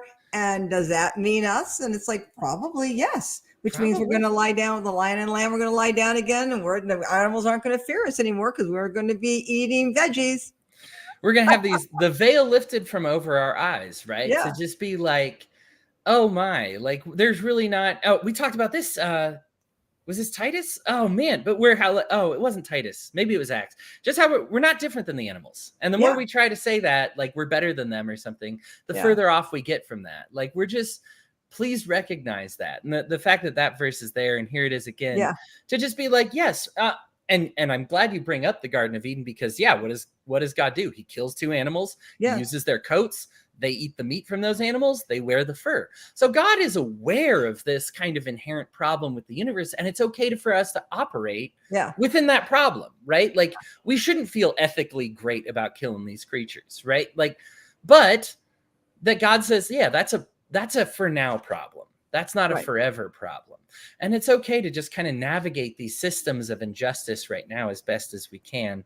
I think it's not it's not unintentional that it comes up during this time when they're talking about being oppressed and because it's like, listen, in heaven there isn't oppression, right? For now there is. So we're going to deal with that. We're going to deal with being oppressed right now so that we understand the glory of a non-oppressive system later on. That's something that's coming up. Isaiah. Now, can I say something about Yeah, this? yeah. Because, and now I'm going to make a comment that's going to probably make some people really angry. I'm looking forward to it. Okay, so because the thing about when this little itty bitty passage in Isaiah that talks about the lion and the lamb and everything and heaven and stuff, God kind of references the conflict that there is in having to kill to cover man's sins, right? This is something that was not originally planned. Like God did not create animals to kill them to cover man's sin, right? This was something that he had to do to cover man because man sinned. Okay, so it's like anybody who thinks that the animals were created so that God could have the pleasure to murder them, to cover up our sins is not true. I mean, it was done because we sinned and God, in the hierarchy of things, we were in the hierarchy, we were his children. And so therefore to, protect us, they had to be sacrificed. And that is just how it went. The reason I bring this up is that animals are there, to eat, they're there for food, they're there for clothing, they're there as a resource for us. And God says this, and he says it in Isaiah, that changes, which means that if you are out there hunting and killing for pleasure, rethink that. Just rethink that. Killing anything for pleasure should not be. And I'm just going to throw that out, just because God never once says they are there to be murdered or killed for pleasure. They are there as a resource. And I get it. I eat meat. I wear fur, I wear leather, but yeah. Well, there's a difference between, and I'm glad you're saying this because this kind of adds a layer to this that that this is part of the injustice. You don't want more injustice. Right. It's just you live in a world that has injustice. Right. It's like we get some necessary nutrition and clothing and structures and stuff from eating meat and the deaths of animals. Right. That being said, there's a reason for it. We don't want to contribute to it worse. If you're going out there shooting animals because it gives you joy, rethink that joy. Right. Yeah. It's unfortunate that we require dead animal to eat or dead animal for forgiveness of sins, right? Like when we go back to the Old Testament, right? Like it's unfortunate, but we shouldn't just be doing it for fun. That we shouldn't regard it as, and this is the problem that I see a lot, is the celebration of just being like, oh, heck yeah, we kill animals. Like I didn't have to do this, but I did it anyway because I'm man and I'm all the way up here and animals are all the way down there. And that's, a direct slap in the face to the verse we read about how we're not supposed to see ourselves better. Yeah. Okay. And I just saw an example. For example, I'm allergic to fish. Therefore, I don't fish. And people are saying, well, you can, catch and release. And it's like, well, that's torture. I'm going to torture, I'm going to put a hook in their mouth. It's like, I don't fish because I cannot eat fish. Therefore, I do not fish. And this is a respect for the fish because I'm not going to eat them. Now, my dad, he's not allergic to fish. So he fishes every day. He goes out, he fishes and he eats his fish. I have no problem with that. And so it's like, I don't want people to think like, well, she has a problem. It's like, I don't have a problem with that. But be respectful of what you do. This is all God says, is treat it with respect. So. Right. Yeah. Don't drive fear into the animals before they die. Like, I think there's, we talked about other connections we have with other religions, kind of that spiritual element of being thankful that it was here to give its life so that you might eat and be clothed or whatever it may be. And don't exacerbate its fear or anything like that. Okay. I don't want to fly too quick. But I know that we're on the back quarter here. And there's a lot to talk about, but okay. This is what I wanted to make sure I talked about, because we talked about this in Christ a lot. We talked about this when we read Acts, how the law isn't working anymore. And again, this is something we think about in New Testament, But here's Isaiah saying it blatantly. He compares it to a bed that's too short. It just doesn't fit you anymore. A blanket that doesn't quite roll all the way over cover your whole body. And I love that. Again, this is me in symbolism. I love those analogies for the law. It does. You can do some things, maybe even most things with the law, but are you going to cover, when we think of a blanket, every instance perfectly with the law? Yeah. No, there's always going to be something exposed. There's always going to be some problem. You know, I would love to have a single penalty for thievery work all the time. But in reality, with everybody being an individual, like we've been talked about, like Ron talked about, like we've talked about, that with everybody being an individual, you're going to have to treat people as individuals. The same punishment isn't going to work the same. The same redemption arc is going to be different person to person. The law is imperfect. And so what we have here, and this goes back to what we talked about last week with love in Ecclesiastes, is that the word of the law, the letter of the law, is for babies. And it actually says babies here. That the word of the law becomes do this, do that. I like how it says that as well. Just a checklist. And instead of embracing what the law is about, it's a checklist. He actually says, do this, do that, as opposed to it being a living, breathing word of the Lord. And that the lie is in this refuge, the idea that the law keeps us insulated and safe from everything, to say that we followed the law. And he specifically says this refuge is a lie, that if we build our homes out of this law, that we become impenetrable because we followed the law, the letter of the law in all cases. And so therefore we're unbreachable. In reality, that's the worst thing we can do. It works for babies to say, do this, do that, to give them specifics in the law, but that's not the goal. Otherwise, we're sleeping on a bed that's too short for us. We have to outgrow the law. I'm astonished that this was, I love that we're reading through all the books of the Bible again. Yeah. And I like that we're going back between like Old and New Testament a lot, because to me, this seems ripped right out of the New Testament. If I read this passage in the New Testament, I'd be like, sure, New Covenant, right? But it just goes to show the plan was always to have that New Covenant, even during the Old Covenant.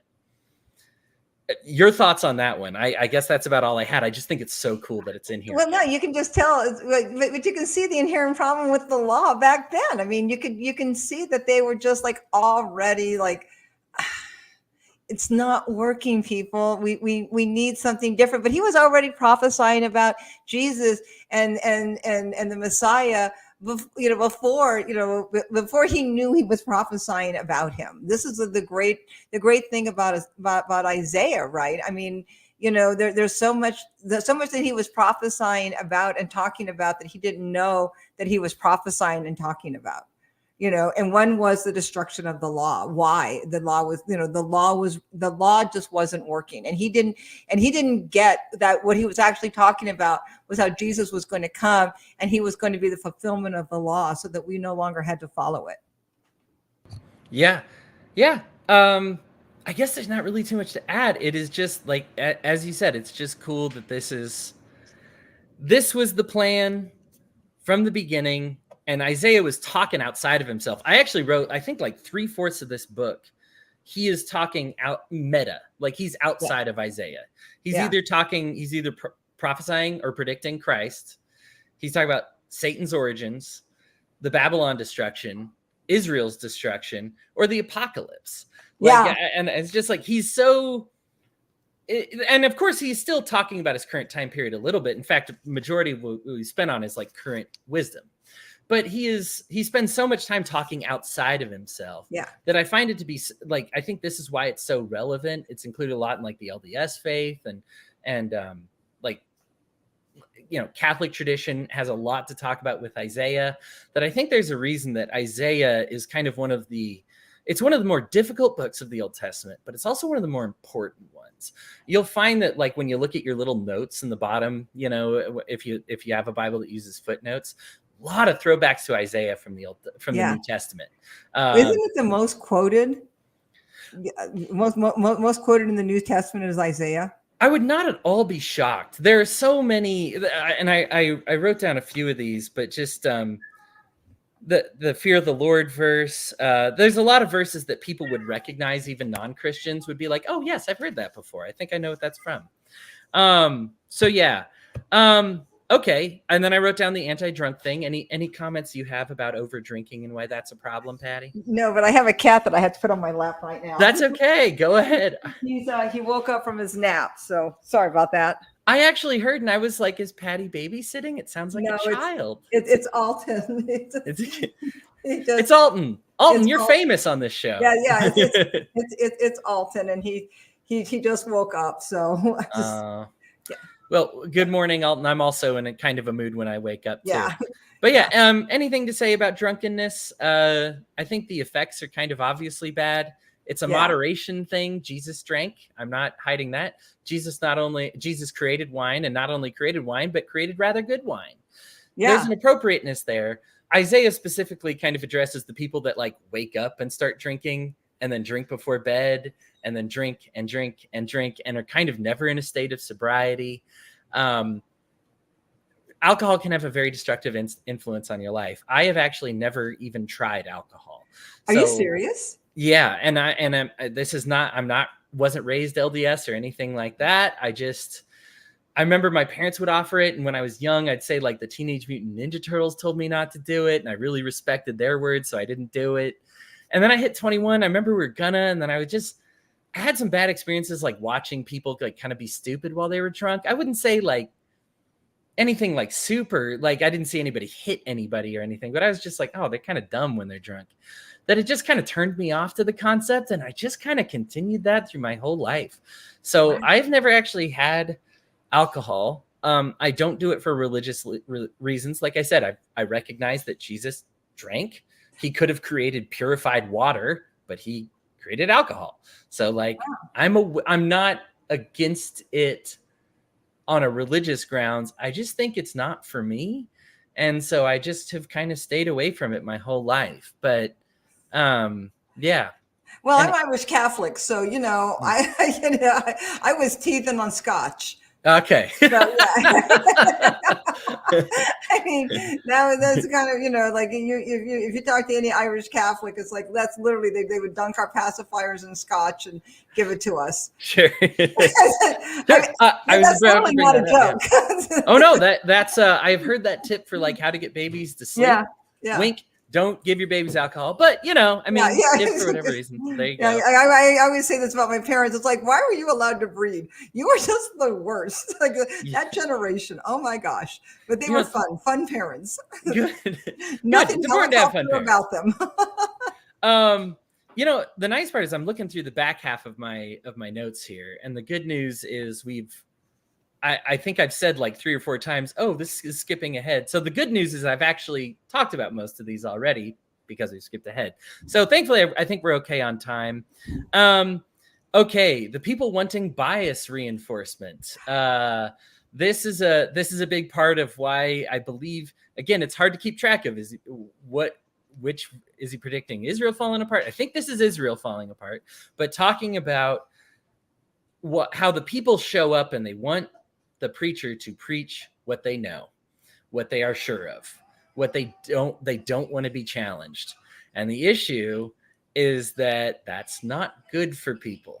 Look, I think there's a famous verse that says like the job of, or not a verse, but a famous saying that the job of a preacher is to make the comfortable a little discomforted and to make the discomforted a little more comfortable. And that's something that preachers try to remember when they write their sermons for the week, is to say, is this going to bring comfort and peace to people who need it? And is this going to kind of challenge people who also need to be challenged? And this is something that need to challenge your congregation. Listen, going to church shouldn't necessarily be the hardest part of your week. Yeah. Obviously, we want people to feel comforted and loved there.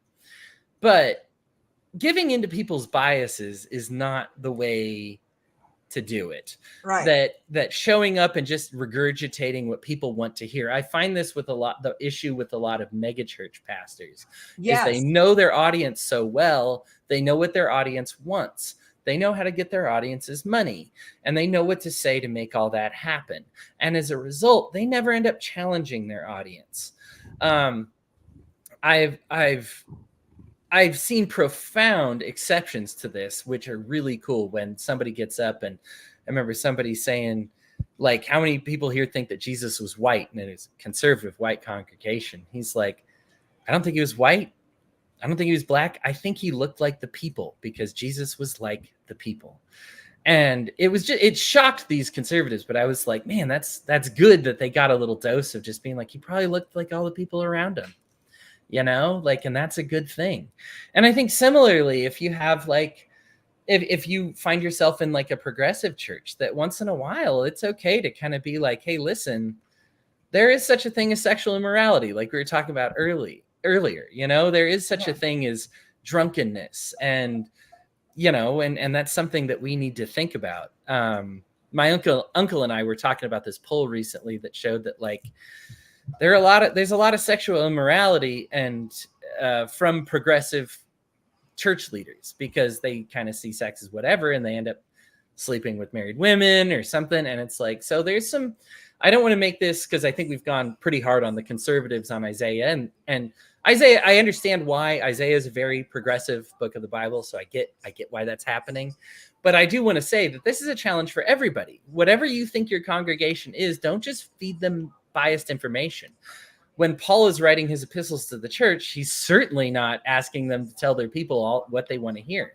If anything, he's saying, tell your opposition what they want to hear so that they come in your doors. But that's going to involve you people making a lot of big changes within the walls of your church. And like, I have biases. I think we all do. Yeah, we all do, of course. Yeah. When we read the Bible, we want so much to read our words into it. And I think this is what kept me so, like, anti-gay for a long time, is because I held on to something that wasn't there. And I wanted to read what I knew was in there into it, and I took these out of context. And here's the thing, I think everybody does it. I think even myself today, I still have to read and just being like, I want these to be God's words and not my words. And it's just, we have to be careful, because are we choosing our churches to say this is the one that agrees with me the most? Or is this the one that challenges me to be a better person the most? Yeah. We really should focus on that latter church rather than the prior.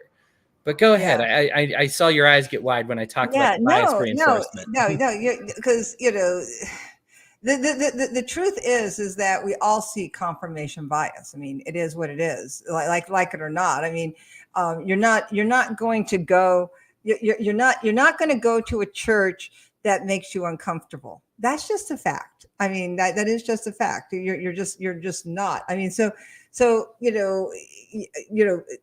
this is where, you go to pastors, like, you have to utilize wisdom when teaching, but that, wisdom is not the same as lying, and it's not the same as placating, and so this is where I think we kind of go south with, one of my biggest pet peeves is televangelism. I just, I just dislike it so much, because, and I'm not saying all televangelists, because there have been some televangelists, I'm not going to name them, but I think have been great men of God. I want to say great women of God, but for the most part, they've been men. So I'm going to just say great men of God, and they have done great things with the pulpit, and I respect them a great deal. However, the majority of them I do not respect, because I believe that they use the airwaves solely to enrich themselves and to tell people what they want to hear. And I don't have any respect for them, and I don't think God has any respect for them either. So, there is a difference when you preach the word with kindness, and you preach the word with a tender heart, with the goal of spreading God's word, and asking God, how do I move this in a way that does not alienate or rupture somebody's heart, so that they turn from you, as opposed to, how do I teach this in a way that will inspire somebody to give me money? It's like there's two different ways to do it. And I think that sometimes when we have when a preacher preaches sometimes, and I'm not saying a lot, but like when you look at some televangelists, what they are looking for is what will get me the most, like what messaging will garner me the most money. And it's like, as opposed to you can preach with love and you can preach with honesty, and not alienate people. But people will see confirmation bias. But a lot of times, if you tell people in a way that they understand, they'll hear you. I mean, you can tell somebody, look, murder is wrong, and most people will agree with that. Okay, that confirms it. And it's like, so you can't shoot somebody in the back as they're running out of your house after they've stolen. And it's like, oh. And it's like, do you understand why you shouldn't shoot somebody in the back as they're running away with your television set? And it's like, because they're running away. They're not harming you. I mean, so you can like start talking about that. It's like, but what you can do is you can put up barricades or and I'm choosing this as an example, but it's like there's a way you can make that possible, and there's like a way a preacher can do that. And you can ask God how to do that in a way that is not confirmation bias. We can start here where you can get everybody to agree, and then you can work it down. So, and I think that's what Isaiah is saying, is that you can tell people the truth, but you can tell people the truth in a way that reaches them. But that's where God comes in, and I think people, they want so desperately to tell the truth that they don't understand that how you tell the truth is as important as telling the truth. They just want to tell the truth, and they want to tell it their way because, nobody knows better than me. Right. And then they end up kind of don't getting information. And then that's lie of omission stuff, which is actually like most of the epistles. It's not that churches are teaching false doctrines. It's just they're not teaching what people need to hear. And I think you mentioned, by the way, it's also ego. We go back to vanity. It's like, when I want to teach, if I want to teach the Bible the way I want to teach it, if I want to teach anything the way I want to teach it, and my teaching is alienating people, that's a me problem. Right. You're not properly teaching people how to break open seals. If I'm losing followers, if I'm losing followers in anything, that's a me problem. I do public relations for a living. Trust me on that one. Every problem is a plank in our eye problem. Yeah. Like nothing is a speck in the other person's problem. I Yeah. was talking about this the other day, and I was just like, what if everybody's best friend was a Christian? We were talking about the Last Supper parody, right? The Olympics, right? If it was, right? Because there's controversy about that too. Yeah. But I was just like, man, like, if you were focused on just being everybody's best friend, and I just mean, and I don't mean like, catering or whatever, but being a good friend to people, do you really think anybody would mock your faith? Like, how many people would be open to mocking Christianity if everybody's favorite person was a Christian? Like, nobody's going to do that, right? Like a lot. Right. And so the issue is people see this and they're like, this is picking on us. And I'm like, if it is, that's not a sign for you to be like, hey, I'm getting picked on over here. It's a sign that you've been a bully and you've been picking on people, and now they're picking on you, and nobody's going to take your side when you're getting picked on if you've been a bully, right? This is comeuppance. So and so this is like a lot of what Isaiah is talking about here. Is just like, Israel's been a bully. We've hoarded wealth. We've been oppressive to immigrants and our own people. So is anybody going to come to our defense when Babylon takes us over? Of course not. People don't view us as some amazing, liberatory, wonderful group of people. We've been jerks, and nobody cares about jerks. So right now, Christians are being jerks. Now listen. Thank you. I love that. I love what you're saying. This is so right on the money. It's like, yes, you've been jerk, and nobody likes jerks, and this is what nobody gets. It's like if people are like, and I'm just going to use like the Olympics thing, which, by the way, I didn't see any of the Olympics, but boy, oh boy, did I hear about it. Woo-hoo. Right? I mean, it was like everybody was just melting down over it. And that was the first thing because people were like, and what I heard is, well, they feel comfortable mocking Christians. And the first thing I said is, well, why do you think that is? And they go, because there's a war on God. And I said, well, I've never seen a war that God can't win. So if there's a war on God, I wouldn't worry about that. because God can take care of himself. He doesn't need you to go to war for him. So Yeah. let's talk about the war on God. What are you really mad about? Because if you're angry, you're not angry for God, because God can take care of himself. And woe to anybody who goes to war with God. So what do you think's really going on? Because if God allowed this, God's telling you something. So let's talk about that. And nobody wants to talk about that. It's like, why do you think God let this happen? Because God knew this was going to happen, and God didn't strike them dead. So let's talk about that. And it's like, no one wants to talk about that. Well, God's going to strike them dead. Well, God didn't strike them dead. That went on and it went all over the world. So there's a reason why.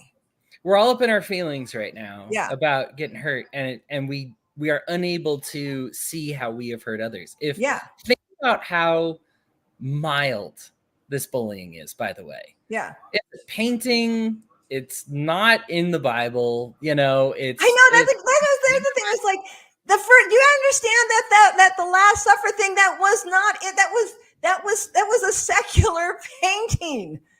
Thank you for saying that. Like, I'm the only one who knows that Jesus didn't paint that. Right. This was not a divine. Yeah, it's not in the Bible. If it was, like, we could add it, but it's not. Yeah. So, like, this wasn't them tearing up Bible pages and burning them. Right. This wasn't, if anything, what the point of the piece was to talk about the absurdity of violence against one another. A rather Christian message, I'm fine with. It was a little oddly done, but I understand it was done by drag queens, which apparently is a trigger for the whole world, right? And that's another thing. What gets the Christians offended? Oh, drag queens parading the Last Supper. We've had Family Guy do the Last Supper. The Mises Caucus has had Michael Heist in the middle do the Last Supper. We've had like so many people parodied the Last Supper, but drag queens do it and we're out of our minds, right? How many paintings have been Jesus like pretty much making out with Trump or giving him a back massage, right? Like, or Jesus and Trump together. That's not sacrilegious, though. Christians aren't up in their arms about that. No, because God saved Trump, so Trump can be the next Jesus. I literally heard that at the RNC, and no one had a problem with that. And I would have thought someone would have argued that point, but it just for goes his to sins. show. Wait, he was like he's taking this for our sins. It's like, hello. It's like, no one has a problem with this, but okay, but a drag queen at the Last Supper, right? Okay. They think this is getting that was the picked bridge on. too far. What is actual Christian prosecution? Let's look at Texas. Just this week, hundreds of, and one got highlighted on CBS News, but hundreds of Christian churches being prosecuted by the state for taking in people that were hungry, cold, and starving because they are immigrants, right? Like, this is Christian prosecution. Yeah. This is them This is what it's like to be persecuted as a Christian, not somebody parodying a painting. Feeding the poor and the hungry. Feeding the poor and the hungry, things that we are explicitly commanded to do as Christians. We're not being allowed to practice our faith when we do that. Yeah. And yet, what did everybody hear about? The Last Supper and not the other one. Doing a parody of a secular painting that depicted the Last Supper, which we don't really know if that was a true depiction of the Last Supper. If Jesus was at a table and everybody's sitting on the same side of that table, that's goofball stuff, right? Like, let's be honest here, right? It wasn't a depiction, of course. Now, listen, I find that it's a secular painting that can be respectful of it. Like, and my whole, what I'm trying to say here is if it was intended as bullying, then the solution to get that to stop is to be somebody that everybody loves. Be the one that if somebody punches you down at recess, the whole school goes, hey, not that one. We like that one. You get out of here. Instead, we've been the bully. There's no two ways around it. Every American president that's done all the wars and everything we've talked about, Christians, right? Like, everybody who's making trans and gay kids kill themselves and Christians, everybody who's using racism to justify, but hiding behind the Bible, Christians, that's bullying, right? So when we've been hiding behind the Bible to do all these evil, terrible things, and then we see somebody come at us for a scene that is in the Bible, then suddenly we're like, oh, victims, we're being persecuted. No, you've been doing the persecuted. You've been hiding behind the Bible. Am I surprised at all when there's any amount of backlash, even something so timid and so mild is this, right? Like you are Yeah. lucky this is the extent of the backlash. Right. And the thing is that, like, okay, like I said, I haven't seen it. And I'm sure if I would have seen it at the moment I saw it, I'm sure I would have been outraged, because that stuff outrages me. But then I'm sure I would have gotten over it, and I would have seen it as an artistic expression. And I would have been like, well, okay, it is what it is. It's like, that stuff I don't like, but whatever. And I would have been over it. It's like, I would not have gone on the rampage that I have seen this go on. It's like, come on, I give people license when it comes to artistic expression. I just do. It's artistic expression. This is why it's called artistic expression. However, I go back to the point of, it's not persecution. Persecution is when a church is trying to feed the poor, the hungry, the lost, and they're being shut down for it. That's persecution. It's like, get your priorities straight, people. Like, even if you don't like the people that's being fed, even if you don't think that they have any right to be in this country, if they're hungry, if they're lost, if they're alone, feed them.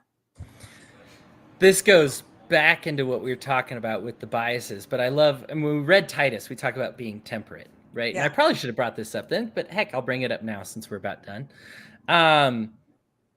Tempering is a process in which something gets really hot and you shape it and then allow it to cool. And I love this idea because it's not like this by the very acknowledgement that we need to be tempered. It means that we have these biases. Yeah. We see something offensive, like the Last Supper parody, right? We get hot, we get a little, like that's frustrating. And I'm with you. I'm glad you could admit this, because I felt the same. Whenever I see somebody saying something anti-Christian or doing something anti-Christian, this is my first reaction. I'm a Christian. That's irritating. Yeah. Why? I go through all the things that most of the conservatives do. Why can't they do this about Muslims? Why are they picking on me? You get killed. Right? I do. I have the exact same Christian reaction. Like, being offensive, really helping that many people. It just is pushing Christians away. I get angry, right? And like get that high temperature. What do I do when I'm at that high temperature? That's when I take control and I start to shape it, right? This is the tempering process. You get a piece of metal, you get it really hot, and then you shape it into the position it needs to be in, and then you cool off, right? Yeah.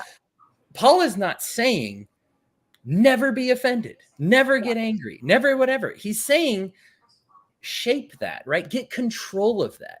So when I see it, and I do have that initial reaction, right, that many of the Christians had, obviously, but then what do we do? What are we called to do as Christians? Shape it, guide it, and cool off.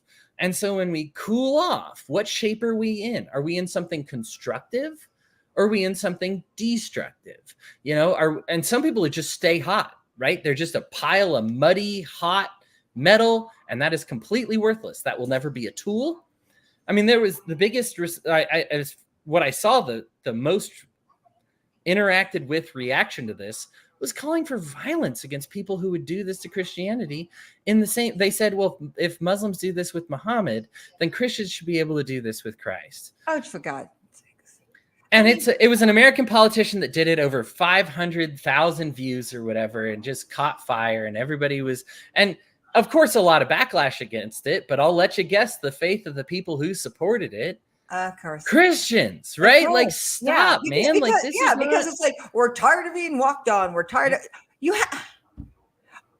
okay. I get it. It's like, because I'm going to tell you what, becoming more like ISIS is going to win people over to Christ. Said no one. Like, ever. Come on. Right. Think this out. This is not why Jesus died for us, so that we could edge Lord the world. Right. I mean, get a grip, people. And there's not a war on Christianity. As much as people want to believe there's a war on Christianity, there is no war on Christianity. You know why? Because if there was a war on Christianity, it is because God is allowing it. And if God is allowing a war on Christianity, Christians take note of that. It's because God, according to Isaiah, God allows this to happen because we are failing. Right. That is on us. So That's if there's a war on Christianity, you better come to Jesus. You better get right with Jesus, because if there's a war on Christianity, he is allowing that because we have gone wrong, and he is allowing that because he wants us back, and he wants us. He allows that, and that's why he allowed it on the Jews. So you better get right with God. If there's a war on Christianity, you better stop being assholes. The end. right. Go read your Bible. Go learn about God. And learn Stop out why asking there's what's wars wrong on with them and Yeah. start asking what's wrong with me. There's something wrong with us. If there's a war, if you really believe there's a war on Christianity, then you better go read Isaiah, and you better figure out why there's a war on Christianity, and you better get right with God, because that's what's causing that war. Now, I personally don't think there's a war on Christianity. Right. But like you said, if there is and we But lose, if there is, it's God let it happen. yeah, and for it's a being reason. caused because you are straying from God. Yeah. That is the end of my notes on Isaiah. Did you have anything else on Isaiah that you wanted? No, to add actually, you just got before my we wrap closing thoughts. Okay, good, great. Are you sure? Do you want to add anything else for closing thoughts? I mean, just God still loves us. He's on the throne. Yeah. I kind of got a little hot there. That's good. And, but when all is said and done, the great thing about Isaiah was, he did, announce the Lord, actually, okay, because I went back into Isaiah, and okay, so this is the funny things get stuck in your head. So earlier this fall, do you ever watch Turner Movie Classics? Is it? I know of them. I'm sure I've seen one before. I'm addicted to this channel. Anyways, when was it? It was April, March or April. They were doing I don't know, it was right for Easter. They did they do a whole thing on Jesus and a whole bit. Well, anyways, one of the shows they showed was Godspell. And I forgot like how silly Godspell was. But then I started watching it, right? And so there's that song, "Prepare ye the way of the Lord." And that's the whole word, "Prepare ye the way of the Lord." That's the whole song. Yep. And as I'm reading Isaiah, and it says, "Prepare ye the way of the Lord," that song has been stuck in my head ever since. So I just want to just say, Isaiah just the whole soundtrack of Godspell now has stayed in my head since rereading Isaiah. That is so cool. There's a few of those. I remember the Wonderful Counselor, Mighty God, Everlasting Father, Prince of Peace, and I was like, that's Isaiah as well. Yeah. That's what I said. The whole soundtrack of Godspell is in my head now, because I'm reading it and I was like, oh my gosh, everything. It's Godspell soundtrack. There's the "Do not be terrified, do not be discouraged," all kinds of great stuff from Isaiah here. Yeah, so everybody who's listening, go listen to Godspell tonight. Godspell is fun, and it's good to listen to. Yeah. All right. Yeah, I guess you made such a great point that to end with that, when we talk about Christian persecution and what we look at, because that really is that. I mean, it's chapter 1 of Isaiah is really where he lays the groundwork of being like, this is why this is happening. I'm prophesying that's going to happen, but it's not because God's trying to prove anything or because I'm a great prophet. What's funny is Isaiah almost makes it mechanical. He's like, you've acquired a bunch of wealth and you're bad to people, so you're doomed. Yeah. He doesn't say God tells me this date because he's in charge and magical and it's magically going to end. He's like, no, this is the consequence, right? I could just look at the world and tell you this is the consequence. If you treat people badly and you've hoarded up treasures, then you're in trouble, right? This is just life, right? And so I think we can look at a lot of and by the way, I'm going to let these really bad people take over. I'm going to let them destroy you. And then I'm going to destroy them because they destroy them. Yeah. Because they're going to be punished for destroying you because they hurt God's people. Right. But, it is what it is. But you needed to be destroyed because you guys were awful. And you weren't listening to me. Yeah. And this is what I think when we look at Isaiah, which is, it's the New Testament book of the Old Testament. And I think that would be kind of my closing thoughts on this. And I already said it during the show, but this is just kind of what I get out of it, is that this was the plan from the beginning. That this was, I think Isaiah helps us kind of bridge that, like, what happened in the New Testament? Why did God change everything? That this was always the plan, and that it was some time coming until Christ, but this was always the plan for everybody. Everybody's an individual. We're all welcoming. We're ready to ditch this concept of nations. We're ready to ditch this concept of ethnicity, that all that is just getting in the way of what matters. Yeah. And what matters is loving people. He talks about the conspiracy fearmongers that just keep you scared and worried about what's going to go on, and are your sins forgiven, and worried about all this. I like that he puts that right next to the verses about the rules, right? You're so worried about the rules, and that you're worried about, like, oh, well, I spent all my money treating a child who died.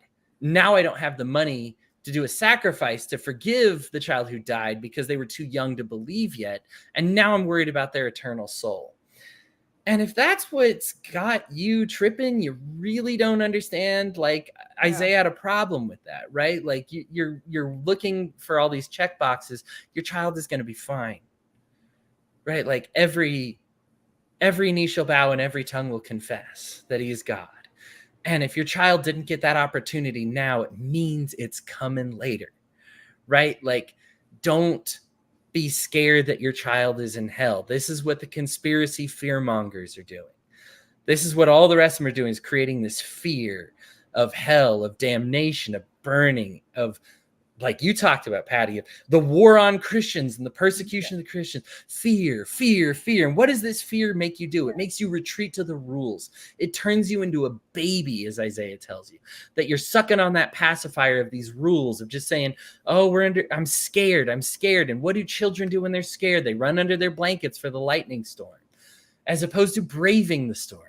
Yeah. Facing the weather, facing the music.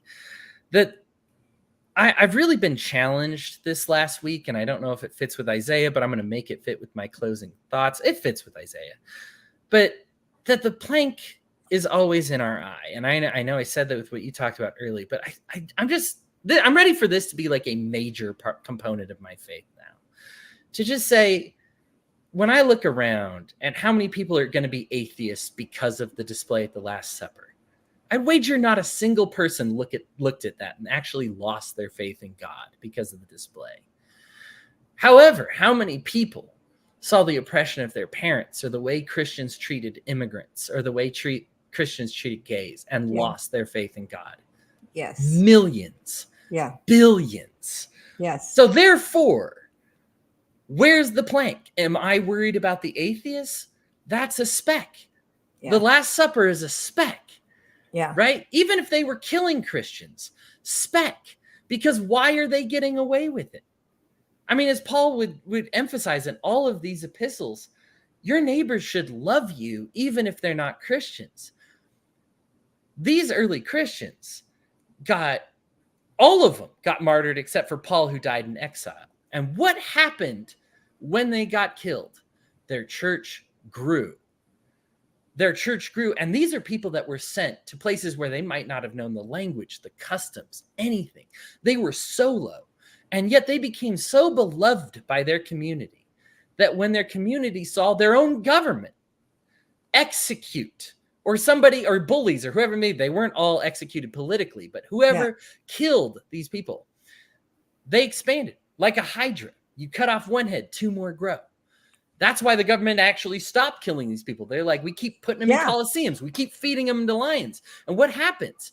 Everybody's on the side of the people we just killed. Everybody takes their side. Christianity needs a return to that, to say, we want to be everybody's best friend.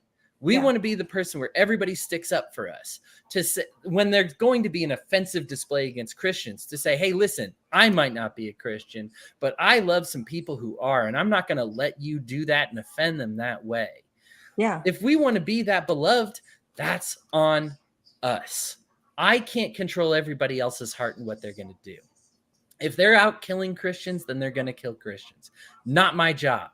My job is to make Christians want to be unkillable, because they say, wow, if we strike that person down, there's going to be a bunch more of them because everybody loves them. And so when I was just reading through Isaiah, I just get so much of this, that this is the issue that he's dealing with. He's looking at the collapse of his kingdom. He's looking at the end, or I guess not kingdom, but he's looking at the end of Israel as he knows it, his political group. And he just says, that's on us. Yeah. It would have been so easy to say that's on the Babylonians. Because, ultimately it is. It's the war, right? They take over. They're the invaders, right? But instead he says, we weren't lovable enough. We weren't very nice to foreigners that immigrated here. We hoarded wealth. We were bad to the oppressed. And we deserve this, what's coming to us, right? He doesn't blame the Babylonians, but he could. This needs to be our focus as Christians, to say, I could blame everybody else, but I'm going to blame myself instead. I'm going to blame ourselves instead.